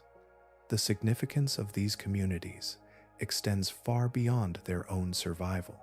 The halocline serves as a biochemical interface between two incompatible worlds. Above it lies seawater that supports broader marine ecosystems. Below it rests a dense reservoir whose chemistry differs dramatically from that of the surrounding ocean. Left entirely unchecked, chemical compounds from the brine would gradually spread outward and alter nearby waters. The microorganisms inhabiting the halocline help regulate this exchange. Through their metabolism, they participate in the cycling of sulfur, nitrogen, carbon, and dissolved metals. They consume certain compounds, transform others, and redirect chemical flows through countless microscopic reactions. Collectively, these activities influence how material moves between the brine and the ocean beyond. The process resembles a living membrane stretched across the boundary, not a physical barrier, but a biological one formed from vast populations of microorganisms carrying out interconnected chemical work. Because of their presence, the distinction between the two environments remains remarkably stable. The brine retains its unique character. The surrounding deep ocean preserves its own. Between them exists a band of extraordinary complexity, where chemistry becomes ecology and where life occupies one of the sharpest environmental boundaries on Earth, maintaining a balance that has endured for ages beneath the waters of the Red Sea. Far beneath the modern world, beneath shipping lanes, coastlines, cities, and nations, there are places where the chemistry of the distant past still lingers. The waters contained within the Red Sea brine pools belong to the present day. Yet, in many respects, they resemble a chapter of Earth that ended billions of years ago. They preserve conditions that geochemists believe once dominated much of the planet, long before forests, animals, or even oxygen-rich oceans existed. To descend into one of these pools is, in a sense, to move backward through time. Today, Earth is shaped by the consequences of biological innovation. Oxygen fills the atmosphere. Complex ecosystems span continents and oceans. Sunlight powers vast food webs, stretching from microscopic plankton to the largest animals ever to live. Yet none of these features characterized the earliest stages of our planet's history. Between roughly 3.5 billion and 4 billion years ago, Earth was a profoundly different world. The atmosphere contained little free oxygen. The oceans were anoxic. Dissolved minerals and metals circulated through marine environments in concentrations unlike those found today. Hydrothermal systems released chemically rich fluids into the seafloor, creating gradients that supplied energy to primitive ecosystems. Life, if it had already emerged, existed within a planetary environment fundamentally different from the one familiar to modern organisms. Many of those ancient characteristics survive inside the Red Sea brine pools. Oxygen is absent. Salinity reaches extraordinary levels. Sulfur compounds remain abundant. Dissolved metals influence the chemistry of the environment. Sunlight never penetrates these depths. Biological communities persist not through photosynthesis, but through chemical reactions fueled by substances rising from the seafloor or trapped within the brine itself. The resemblance is striking enough that researchers increasingly view these systems as natural laboratories for investigating the earliest chapters of biological history. Among those who have emphasized this connection is Sam Purkis, whose work on Red Sea brine pools helped illuminate their broader significance. He noted that current scientific understanding points toward a deep-sea origin for life, and that such an origin would almost certainly have occurred under anoxic conditions. In that context, deep-sea brine pools provide an unusually valuable analog for the early Earth. The importance of that comparison becomes clearer when considering the metabolism of the organisms that inhabit these environments. Many of the microbial processes operating within brine pools do not depend upon sunlight.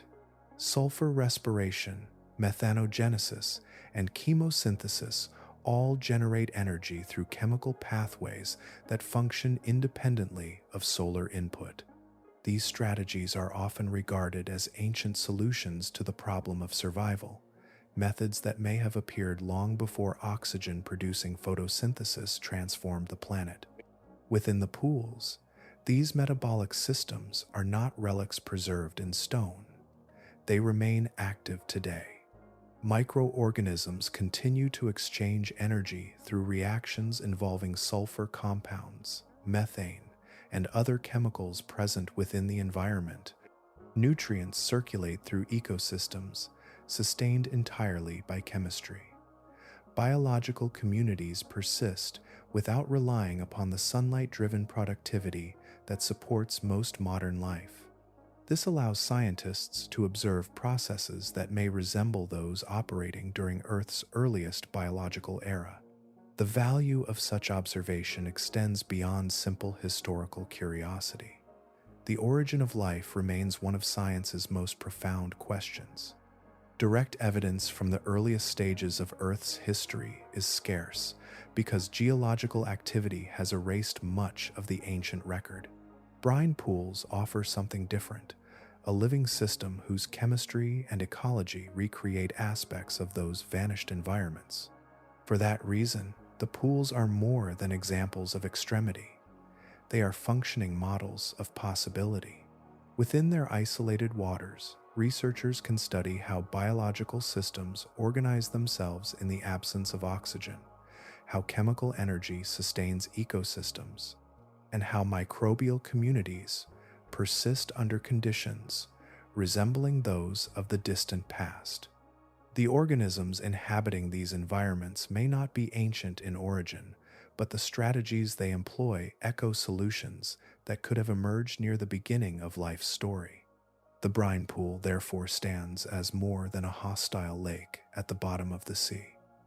It is a surviving fragment of an older Earth, a place where the chemistry that once shaped the entire planet continues to operate, revealing how life can flourish before the transformations that eventually changed the world forever. Among the many mysteries surrounding life, few are as profound as the question of how it began. The answer lies so far in the past that no direct witness remains. The earliest organisms left only faint traces, and the environments that nurtured them have long since been transformed by geological time. Yet, scattered across the modern world are rare places where fragments of those ancient conditions appear to survive. The brine pools of the Red Sea have become important not because they reveal the answer itself, but because they demonstrate what kinds of biological systems are possible under circumstances once thought too hostile for complexity. For much of human history, life and sunlight seemed inseparable. Plants drew energy from the sunday. Animals depended upon plants. Entire ecosystems appeared connected, directly or indirectly, to the illumination reaching Earth's surface. It was natural to imagine that life's beginnings must also have depended upon sunlight, perhaps emerging in shallow waters, tidal flats, or coastal environments exposed to the sky above. The ecosystems within hydrothermal brine pools suggest a broader possibility. Here, sunlight plays no role at all. Oxygen is absent.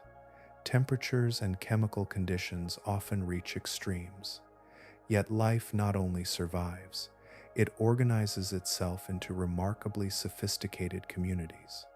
Different microorganisms occupy different layers. Each group performs distinct chemical reactions, processes different compounds, and contributes to a larger ecological network sustained entirely through chemistry. Complexity emerges without photosynthesis.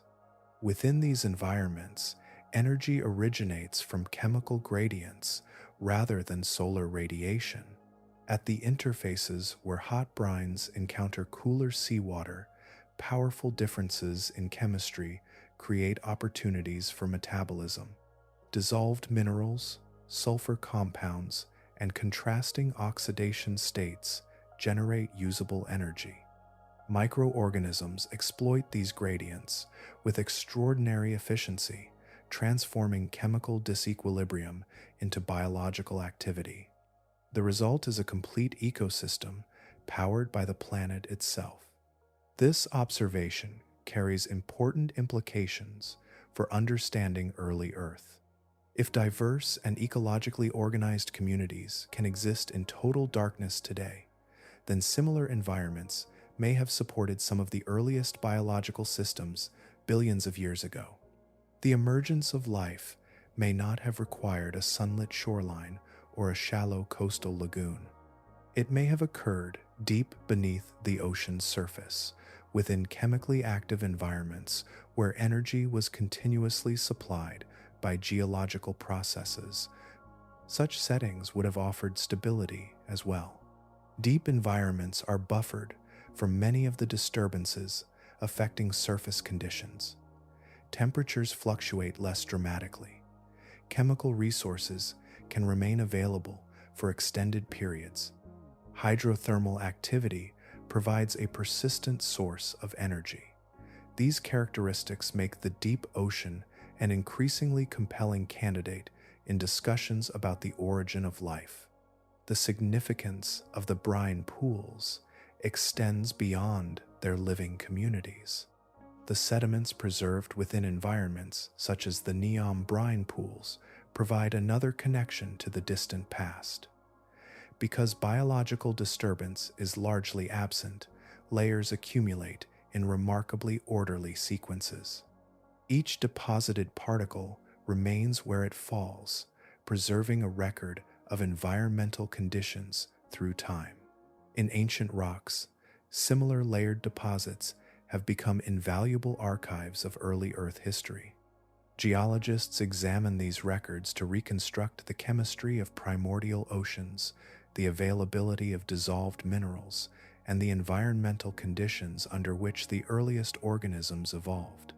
The modern brine pools offer a living comparison, allowing researchers to observe processes that may resemble those responsible for creating some of the ancient geological signatures preserved in the rock record. In this way, the pools serve two roles simultaneously. They preserve a detailed account of the world immediately above them, recording environmental events with extraordinary fidelity. At the same time, they embody chemical conditions that echo a planet billions of years younger.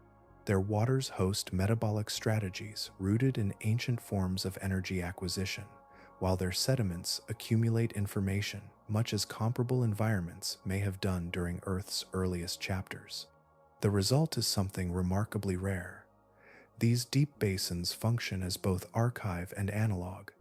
They store evidence of the present while reflecting aspects of a distant past, offering a glimpse of how life can organize itself without sunlight, and how the chemistry of an ancient world may have provided the foundation upon which all later biological history was built. Far above the deserts bordering the Red Sea, beyond Earth's atmosphere, and across the vast distances separating the planets, there are worlds concealed beneath shells of ice. They receive little warmth from the sunday. Their oceans remain hidden from direct observation. No sunlight reaches their deepest waters. Yet among planetary scientists, these distant places have become some of the most compelling destinations in the search for life beyond Earth. The reason begins with a simple realization.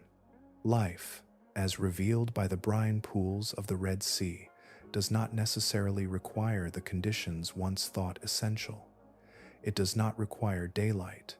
It does not require abundant oxygen. It does not require lush environments visible from above. Entire ecosystems can emerge and persist in darkness, drawing energy not from sunlight, but from chemistry. That realization transforms the way scientists look at certain worlds within our solar system. One of the most intriguing is Europa, a moon orbiting Jupiter. Beneath its frozen exterior lies a global ocean, hidden under an immense shell of ice. Sunlight cannot penetrate through this barrier to reach the waters below. Whatever exists within that ocean must survive independently of photosynthesis, relying instead on alternative energy sources. Another important target is Enceladus, a moon orbiting Saturn.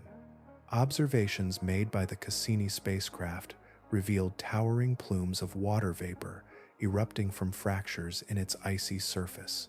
Analysis of material within those plumes suggested that the hidden ocean below is in contact with a rocky seafloor. Such contact is significant because interactions between water and rock can generate chemical gradients capable of supporting biological activity. Evidence also points toward hydrothermal processes operating within the moon's interior, creating conditions that bear intriguing similarities to environments found in Earth's deep oceans. In several important respects, both worlds resemble the environments represented by the Red Sea brine pools. Their oceans are believed to be dark. Oxygen is expected to be scarce or absent. Mineral-rich water interacts with geological materials below. Hydrothermal activity may provide chemical energy. Life, if present, would almost certainly depend upon metabolic strategies fundamentally different from those supporting most surface ecosystems on Earth. This is where the significance of the brine pools becomes especially clear. Researchers studying extremophiles within these environments are not merely cataloging unusual microorganisms. They are examining the outer boundaries of biological possibility. Every adaptation discovered within a brine pool expands scientific understanding of what living systems can endure. Tolerance to hypersalinity, survival without oxygen, resistance to toxic metals, and metabolism driven entirely by chemical energy all contribute to a broader picture of life's potential range. Sam Purkis emphasized this connection directly when discussing the importance of these ecosystems. He noted that studying brine pool extremophiles offers a glimpse into conditions resembling those under which life first appeared on Earth, and may help guide the search for life on other water worlds throughout the solar system and beyond. The microorganisms inhabiting these pools therefore serve as practical models for astrobiology. Their physiology helps researchers construct and refine predictions about what kinds of organisms might survive beneath the ice of Europa or within the concealed ocean of Enceladus. The limits demonstrated by terrestrial extremophiles become reference points for evaluating extraterrestrial habitability. Even environments beyond the brine pools themselves contribute to this effort. In Saudi Arabia, the Al-Waba crater has attracted scientific interest because aspects of its chemistry resemble conditions inferred for the ocean of Enceladus.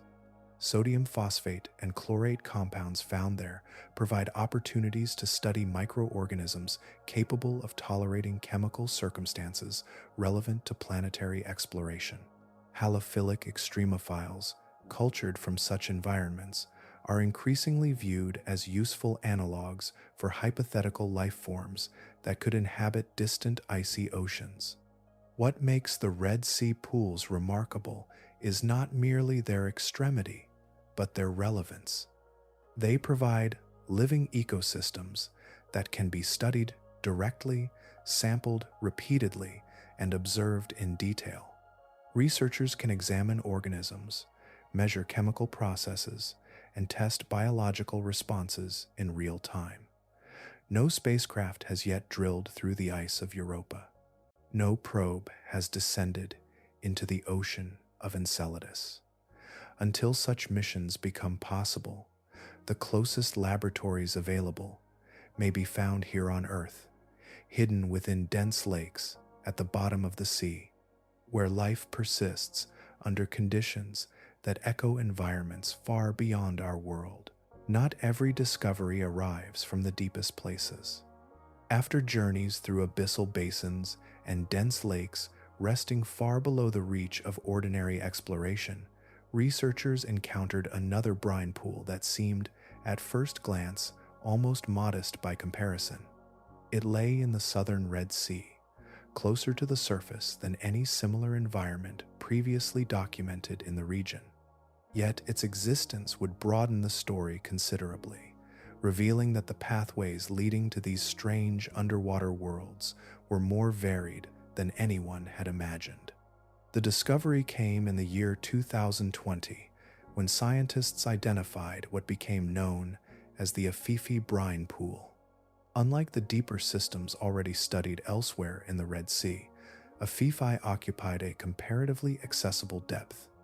Its brine interface began at approximately 353 meters beneath the surface. That depth remains far beyond ordinary diving limits, yet within the context of brine pool research, it represented something remarkable. Compared with the vast descent required to reach the pools near the developing coastline of northwestern Saudi Arabia, or the even greater depths of the famous Central Basin systems, Kebrit existed much closer to the world above. 353 meters is only a fraction of the distance separating the surface from those deeper environments. What once seemed confined to the most remote reaches of the seafloor had now appeared in a setting far nearer to human reach. Its chemistry told an equally intriguing story. Researchers found that the waters of Kebrit differed substantially from both the hydrothermal pools associated with the central Red Sea spreading system and the dense basins discovered farther north. The salinity measured approximately 228 practical salinity units, creating an environment vastly more concentrated than ordinary seawater. Yet, unlike some of the hotter brine systems, Kebrit remained comparatively cool, with temperatures around 23.3 degrees Celsius or 74 degrees Fahrenheit. Life flourished there nonetheless. Within the brine and along its chemical boundaries, microbial communities carried out metabolic processes familiar from other extreme environments. Organisms capable of methanogenesis transformed simple compounds into methane. Others derived energy through sulfur-based reactions, sustaining themselves without sunlight and without reliance upon the biological systems that dominate surface ecosystems. Different chemistry had arrived at a familiar destination, a community powered by chemical energy rather than solar energy. As scientists examined the pool more closely, an even deeper distinction emerged. The evidence suggested that Kebrit did not originate through the same geological sequence responsible for the other Red Sea brine pools. Its formation pointed toward a separate evaporite dissolution pathway, one that produced dense brine through a different interaction between buried salt deposits and surrounding seawater. The final result resembled other brine pools, yet the route leading there was unique. That realization carried consequences extending beyond a single discovery. For years, individual brine pools could be viewed as exceptional geological curiosities, each requiring a specific chain of uncommon circumstances. Kebrit challenged that perspective. Now there were multiple examples produced through different mechanisms, existing at different depths, exhibiting different temperatures and chemical compositions, yet converging upon remarkably similar ecological outcomes. A broader pattern began to emerge from beneath the waters of the Red Sea. One environment formed through hydrothermal influence. Another developed through dissolution processes associated with buried evaporite deposits. Yet another followed its own geological pathway.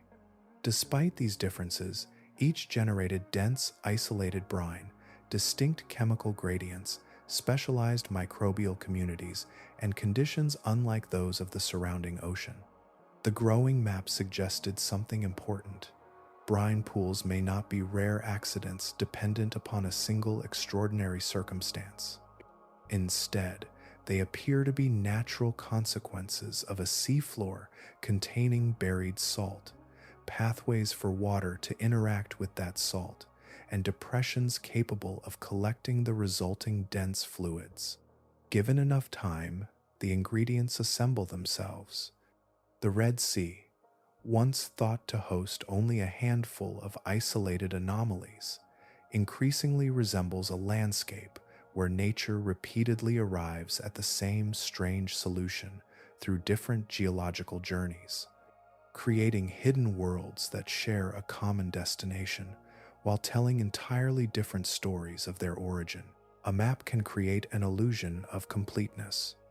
When viewed from above, the Red Sea appears well defined, its coastlines traced with precision, its dimensions measured, its major features labeled and catalogued. Yet far beneath that familiar outline lies a landscape that remains only partially explored. Vast portions of the seafloor have never been examined closely enough to reveal the smaller details hidden within its contours, and every recent discovery has served as a reminder of how much still waits beyond the edges of observation. The discovery of the pools near the developing coast of northwestern Saudi Arabia offered a particularly striking example. Researchers entered a stretch of seafloor that had received comparatively little scientific attention.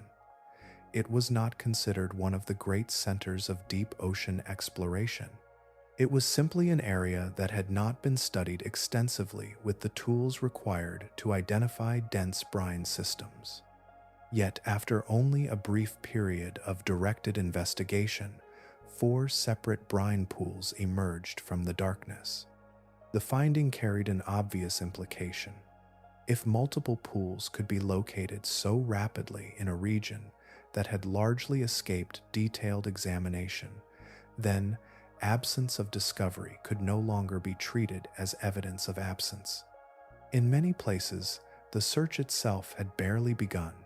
A similar lesson accompanied the identification of the Afifi Pool in the southern Red Sea.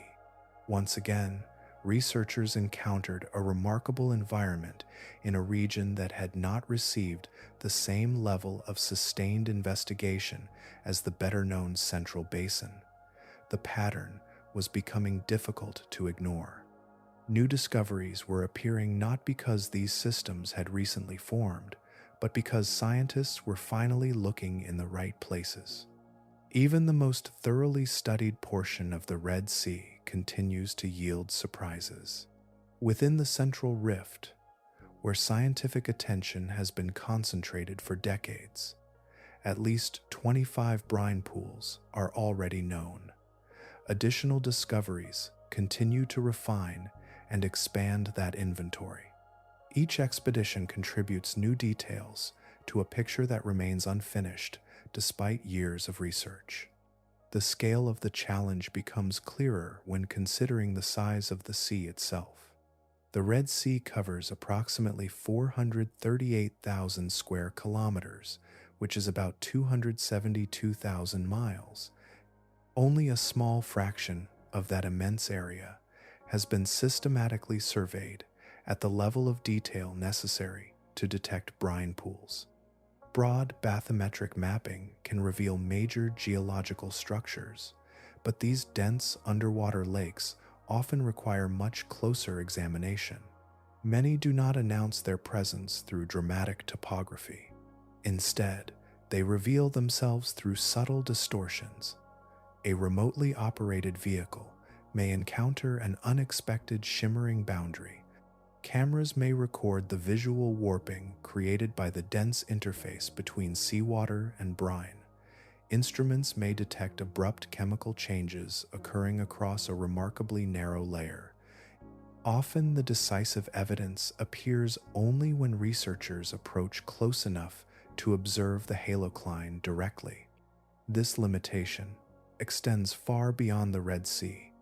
At present, known brine pools have been documented in only a few major ocean basins, including the Gulf of Mexico, the Mediterranean Sea, and the Red Sea.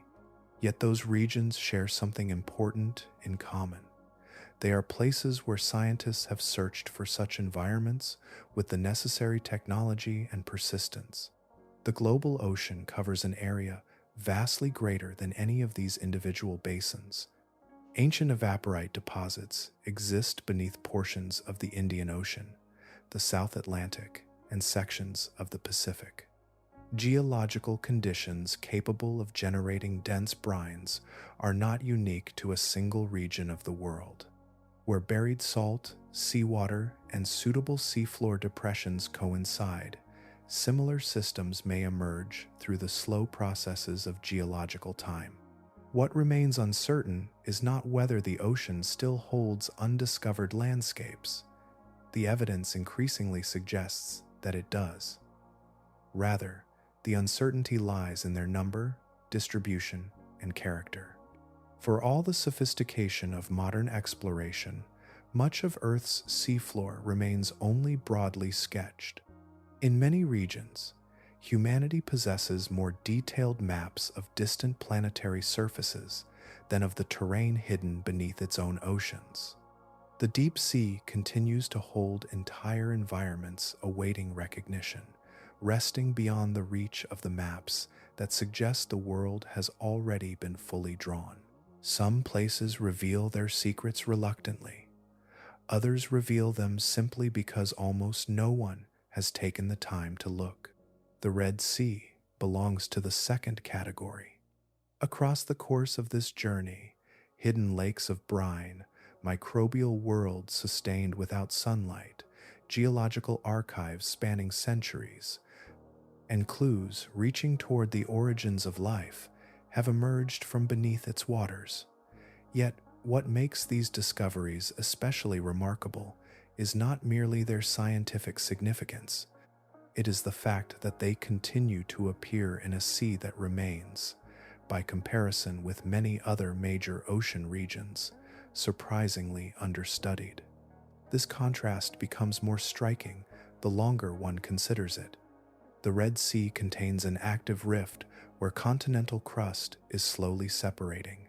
It hosts extensive coral reef systems that rank among the most diverse on Earth. Dense brine pools occupy parts of its deep basins. Mineral-rich deposits accumulate along its seafloor. Microbial communities thrive under conditions that resemble those of the ancient planet. Few marine regions combine such a concentration of geological, biological, and chemical extremes within a single body of water. Yet scientific understanding of the sea remains incomplete. Part of the reason lies in geography and history. Unlike ocean regions bordered by only one or two nations, the Red Sea is shared among numerous countries. Its coastlines stretch across northeastern Africa and the Arabian Peninsula, linking diverse political systems, economic priorities, and scientific infrastructures. Over many decades, international research efforts have often been shaped by changing diplomatic relationships, regional instability, logistical challenges, and limitations on long-term collaborative access. The result has been a fragmented pattern of exploration. Certain areas received sustained scientific attention, while others remained largely absent from detailed investigation. Entire stretches of coastline passed through centuries of navigation and commerce without becoming the focus of comprehensive modern marine research. Ships crossed these waters. Ports flourished along their shores. Trade routes connected continents through them. Yet the deep environments beneath remained only partially known. This reality became especially apparent during the expedition that led to the discovery of the pools near the northwestern Saudi coastline. Researchers openly described portions of that region as having received little scientific attention. The statement carried an almost paradoxical quality. Humans have sailed the Red Sea for thousands of years. Ancient civilizations depended upon its waters. Merchants, explorers, pilgrims, and empires crossed it repeatedly. Yet, large sections of the deep sea floor remained scientifically unfamiliar well into the modern era. What followed reinforced the significance of that neglect. Each major expedition returned with discoveries that altered existing understanding. New brine pools expanded the known distribution of these environments. Previously undocumented microbial communities revealed unexpected biological adaptations. Geological structures emerged from high-resolution mapping. Sediment records provided evidence of ancient earthquakes, tsunamis, and environmental changes. Time after time, exploration produced findings that required scientists to revise earlier assumptions. Such a pattern carries its own message. In heavily studied regions, discoveries still occur, but they often refine existing knowledge. In the Red Sea, entirely new chapters continue to appear. The pace of revision suggests that the broader scientific picture remains unfinished, not merely in its details, but in its foundations. Part of this uniqueness arises from the sea itself. Geologically, it is young. The rifting process responsible for its formation remains active. Chemically, its waters differ from many other marine environments. Biologically, it contains organisms adapted to extremes rarely encountered elsewhere. These characteristics create opportunities for discovery that are increasingly uncommon in regions subjected to continuous scientific scrutiny for more than a century. The North Atlantic Ocean and much of the Pacific Ocean have been surveyed, mapped, sampled, and revisited across generations of research. Their mysteries have not disappeared, but many of their broad outlines are understood. The Red Sea occupies a different position. It remains a place where a single expedition can still encounter phenomena capable of reshaping scientific understanding. That is perhaps the most remarkable feature of all.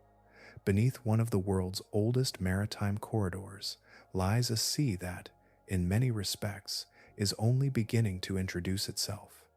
Its waters continue to offer discoveries not because they have changed, but because humanity is only now learning how much has been waiting there all along. Long before many of the mysteries hidden within the Red Sea were fully understood, another possibility began to draw attention downward into its depths. It was not the search for ancient life, nor the study of unusual chemistry, nor the desire to understand how continents separate. It was something far older and more familiar. Beneath the dense waters of Atlantis II Deep rested materials that civilizations have sought for thousands of years, metals concentrated by geological processes operating far beyond ordinary human timescales.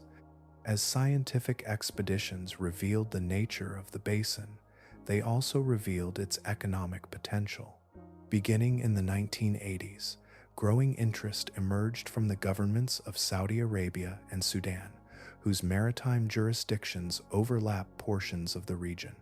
Investigations suggested that the sediments beneath the brine contained significant concentrations of valuable metals. Zinc, copper, cobalt, silver, and gold had accumulated within the upper layers of the deposit, creating one of the most unusual mineral resources ever identified beneath the ocean. The scale of the deposit added to its significance. Beneath a brine-covered area spanning roughly 60 square kilometers, which is about 37 square miles, metal-rich sediments extended across the basin floor. Preliminary assessments indicated concentrations substantial enough to attract serious commercial consideration. What had initially appeared to be a scientific curiosity increasingly resembled a potential mining target. Meanwhile, technology continued to advance. Across the world, engineers and resource companies developed systems designed to operate at greater depths and under increasingly difficult conditions. Machines capable of working on the deep sea floor evolved from conceptual designs into practical engineering projects.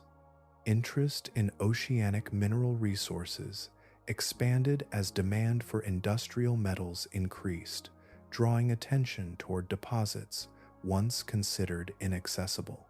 Atlantis II Deep naturally entered these discussions. Private organizations, government agencies, and research groups began evaluating whether extraction might eventually be feasible. From a purely technical perspective, The question appeared increasingly approachable, yet the basin presented challenges unlike those associated with most other deep-sea mineral deposits. The obstacle was not merely depth. Above the sediments rested the very environment that made the deposit possible in the first place. The dense brine filling the basin is chemically distinct from the surrounding seawater. It contains elevated concentrations of dissolved metals and possesses characteristics that differ dramatically from neighboring deep water environments. Any attempt to disturb the seafloor would inevitably interact with this unusual liquid layer.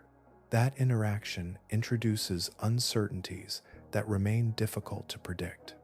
Mining operations would require excavation of sediments lying beneath the brine.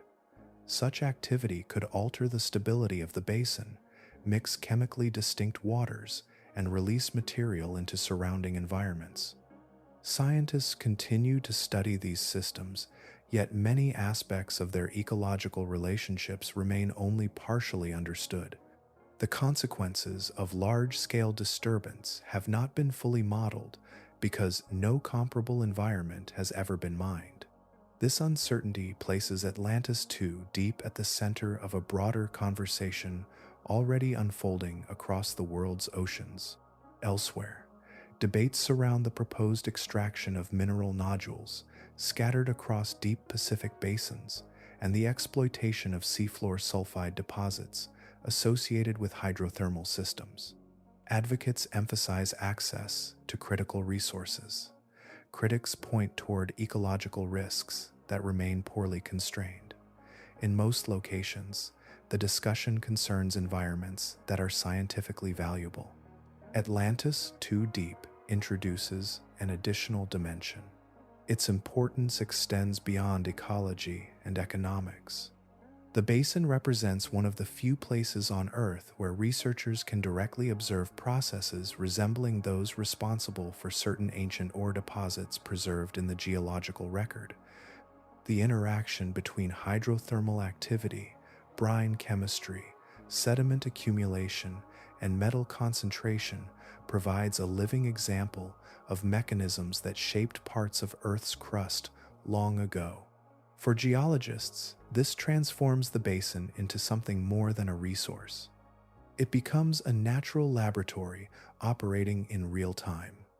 Processes that normally survive only as fossilized traces within ancient rocks can be observed directly, measured, sampled, and studied as they unfold. The value of such an environment cannot be recreated once lost. That is the tension resting beneath the surface of Atlantis II Deep.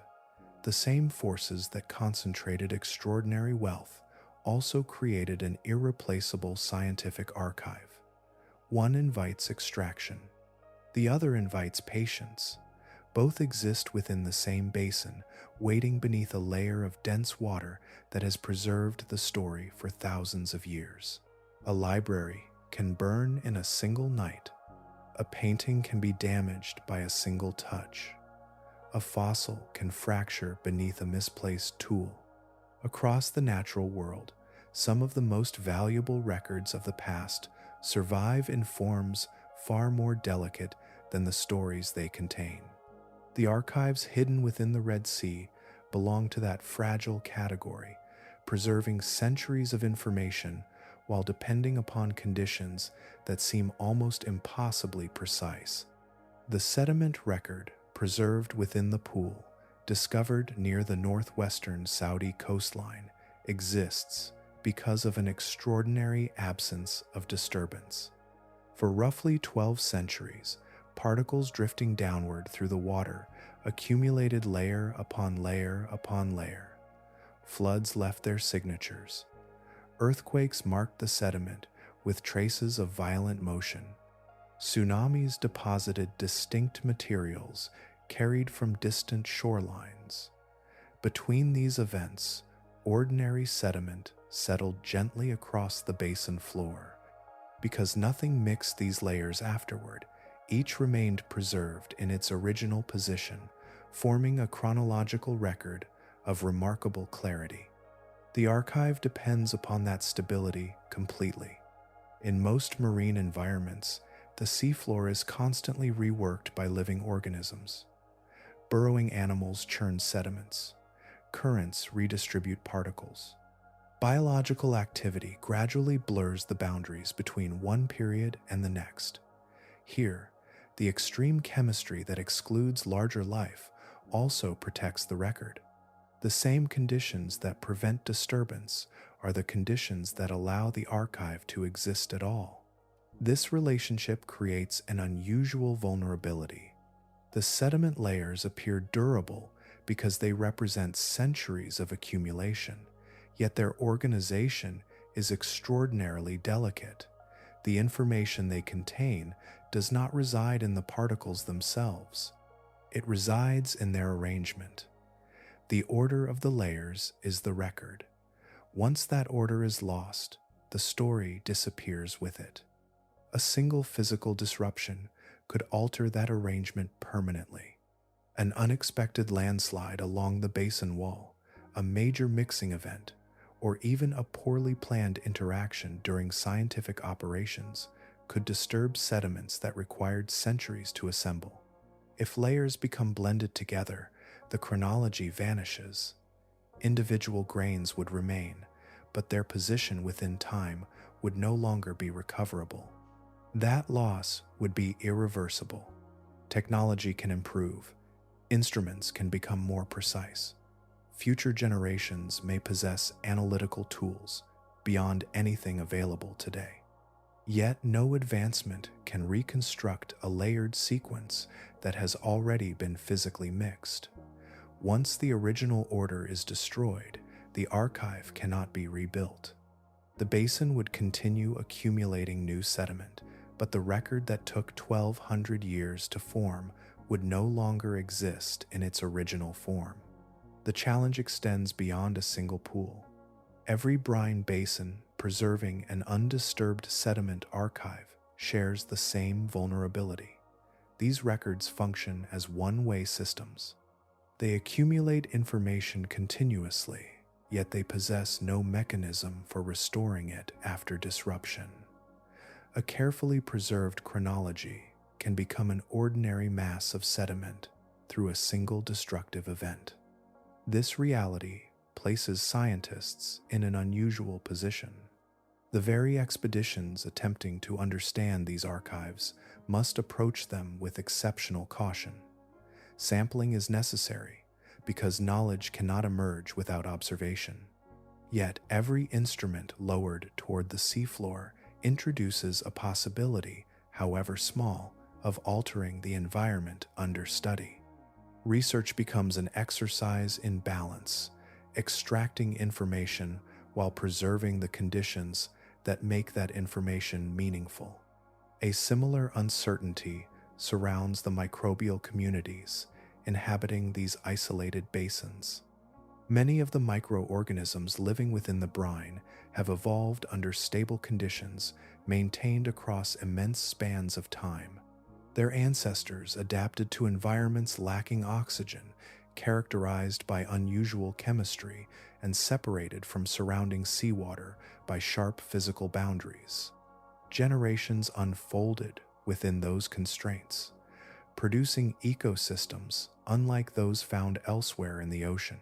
What would happen if those boundaries were disrupted on a large scale remains uncertain. Rapid mixing with oxygen-rich seawater could alter chemical conditions that have persisted for geological ages. Community structures might shift. Specialized organisms could face challenges absent throughout their evolutionary history. The outcome is not yet fully understood because such disturbances have never been observed at the scale required to answer the question. Perhaps that is the deepest lesson contained within these hidden archives. Their value lies not only in what they reveal about the past, but also in the recognition that some knowledge survives only because the world has left it undisturbed long enough to be read. There are moments in science when a discovery does more than answer a question. It changes the question itself. For much of human history, life and sunlight seemed inseparable. Every forest, grassland, coral reef, and agricultural field pointed toward the same conclusion. Green plants captured energy from the sunday. Animals depended upon plants, either directly or indirectly. Entire food webs appeared rooted in a single source. Even when scientists began exploring the deep ocean, the prevailing assumption remained that all living systems ultimately trace their energy back to sunlight falling upon Earth's surface. The idea felt so fundamental that it was rarely challenged. Life existed where sunlight could support photosynthesis.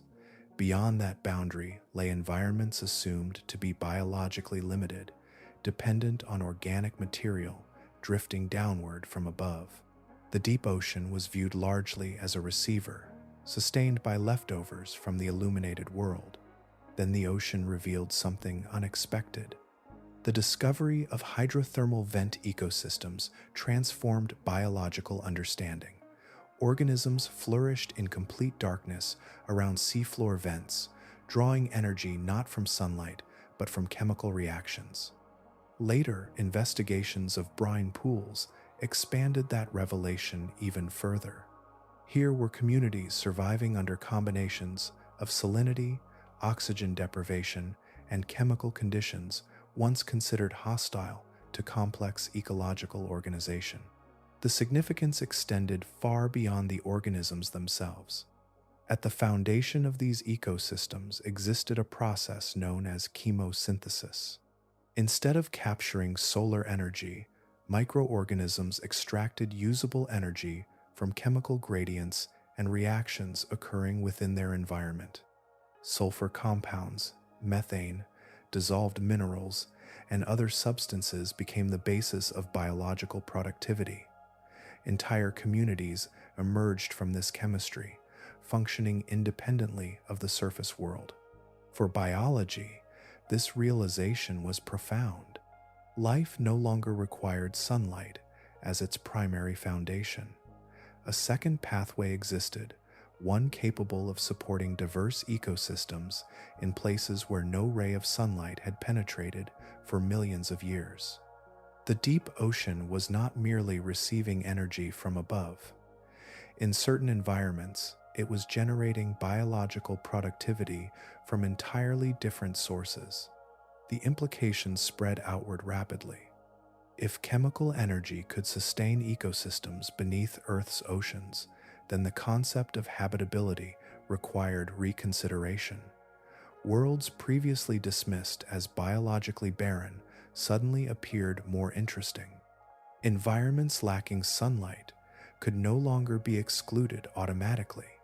The essential requirement was not illumination, but the presence of accessible energy capable of driving metabolism.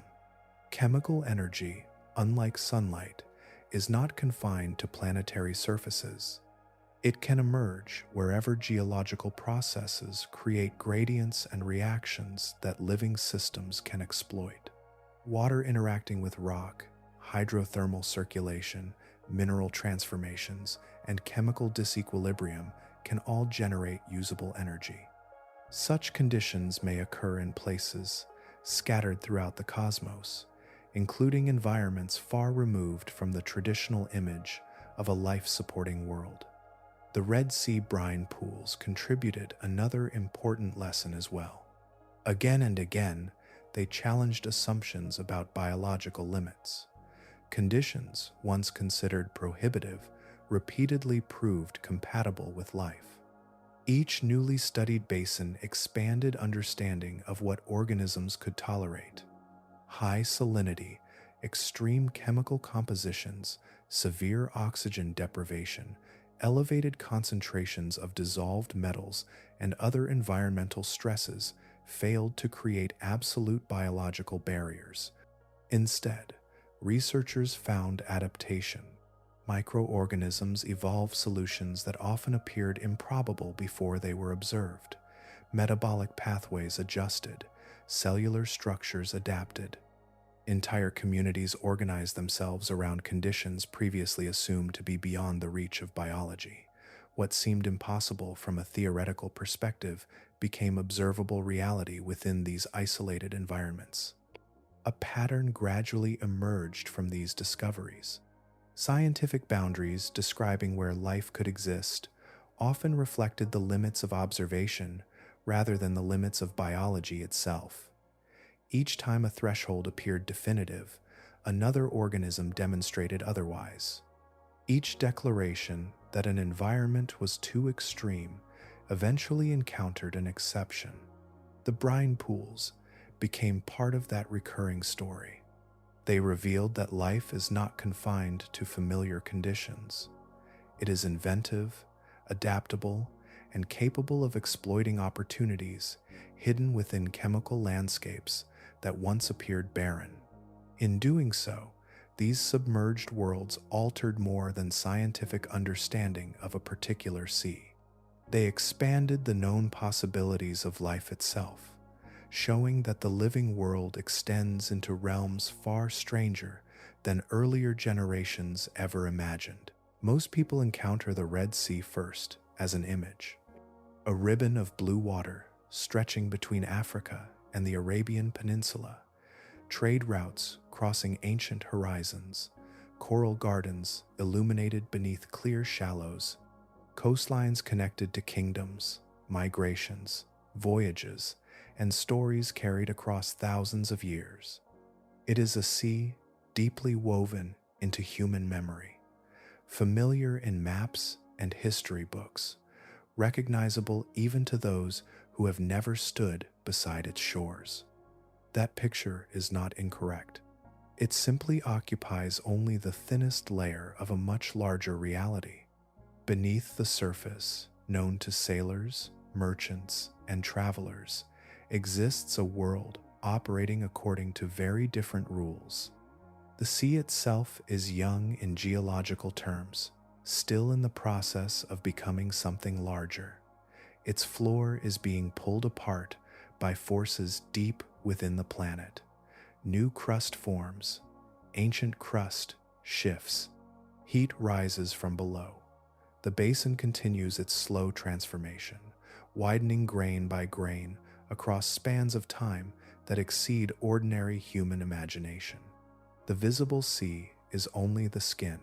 Far below, the deeper story unfolds. The lakes hidden on the seafloor are part of that story, but they are not isolated curiosities scattered across an otherwise ordinary environment. They emerge from the same geological forces shaping the basin itself. Buried salt deposits, tectonic stretching, hydrothermal circulation, and the movement of dense fluids through fractured rock all belong to a connected system. The pools are expressions of the sea's underlying nature rather than exceptions to it. In many ways, they reveal the Red Sea more honestly than its surface does. The tranquil blue waters above provide little indication of the chemical extremes below. Nothing from a passing vessel suggests the presence of dense underwater lakes, metal-rich sediments, microbial ecosystems powered without sunlight, or archives preserving centuries of environmental history. Yet all of these exist within the same body of water, hidden beneath a surface that gives almost no warning of their presence. The contrast is striking because human experience remains concentrated near the top of the ocean. Most of what people know comes from coastlines, harbors, reefs, and shipping lanes. Even modern technology has sampled only a small fraction of what lies deeper. Across the entire planet, large portions of the seafloor remain incompletely explored. Mapping efforts have advanced dramatically, yet high-resolution surveys cover only a portion of the global ocean floor. Direct observation represents an even smaller fraction. The difference between mapping and truly exploring is substantial. A map may reveal the shape of a basin or ridge. It cannot immediately reveal the chemistry of an isolated pool, the composition of its sediments, or the biology thriving within it. Many discoveries occur only when instruments approach closely enough to observe details hidden from broader surveys. Entire ecosystems can remain unnoticed within regions already crossed countless times by ships traveling overhead. The Red Sea demonstrates this reality repeatedly. Major discoveries have emerged from regions that received relatively little scientific attention despite lying within a sea known to humanity for millennia. New pools continue to appear. New microbial communities continue to be identified. New geological relationships continue to reshape scientific understanding. Each finding suggests that the unseen landscape remains larger than the explored one. Beyond the Red Sea, the implications become even broader. Ancient salt deposits exist beneath seafloors in other ocean basins. Geological conditions capable of producing unusual environments are not unique to one region of Earth. Somewhere within the vast areas that remain poorly characterized, comparable systems may already exist. They may support forms of life adapted to conditions never yet observed. They may preserve records of environmental history stretching across immense spans of time. They may be waiting within places that no instrument has examined closely enough to recognize their significance. This is perhaps the true scale of the unknown. The ocean is often spoken of as though it were a completed map awaiting minor revisions. Yet each deep discovery suggests a different picture. Vast portions of Earth's largest habitat remain only partially understood. The Red Sea, with all its hidden complexity, serves as a reminder that exploration is not approaching an ending. The unexplored world remains immense, while the opportunity to understand it continues to move forward with time itself. Far below the reach of weather, politics, commerce, and memory, the brine pools continue exactly as they always have. They existed before harbors appeared along the surrounding coasts, before trade routes connected distant civilizations, before maps gave names to shorelines and mountains, before any human being stood beside the Red Sea and looked across its waters. The processes that created these hidden basins were already underway, unfolding according to geological rhythms measured not in generations but in spans of time, so vast that entire chapters of human history occupy only the smallest fraction of them. Nothing about their existence depended upon being discovered. The dense lakes resting on the seafloor did not emerge in anticipation of scientific expeditions. The chemistry operating within them was not assembled for future researchers. The layers preserved within their sediments were not arranged to communicate with distant descendants, who would someday lower instruments into the darkness. Long before the first camera captured their outlines, the pools were already complete unto themselves. Their story belongs to geology, chemistry, physics, and time. Those forces require no audience. When an animal crosses the boundary and sinks into the brine, the event is not a warning or a lesson. When a sediment layer records the aftermath of a distant tsunami, the preservation is not an act of remembrance. When microorganisms transform sulfur compounds through ancient metabolic pathways, they are not preserving clues about life's earliest chapters. These events occur because the conditions allow them to occur. The pools follow the rules of the environment that created them and nothing more. Yet, from that absence of purpose emerges extraordinary meaning.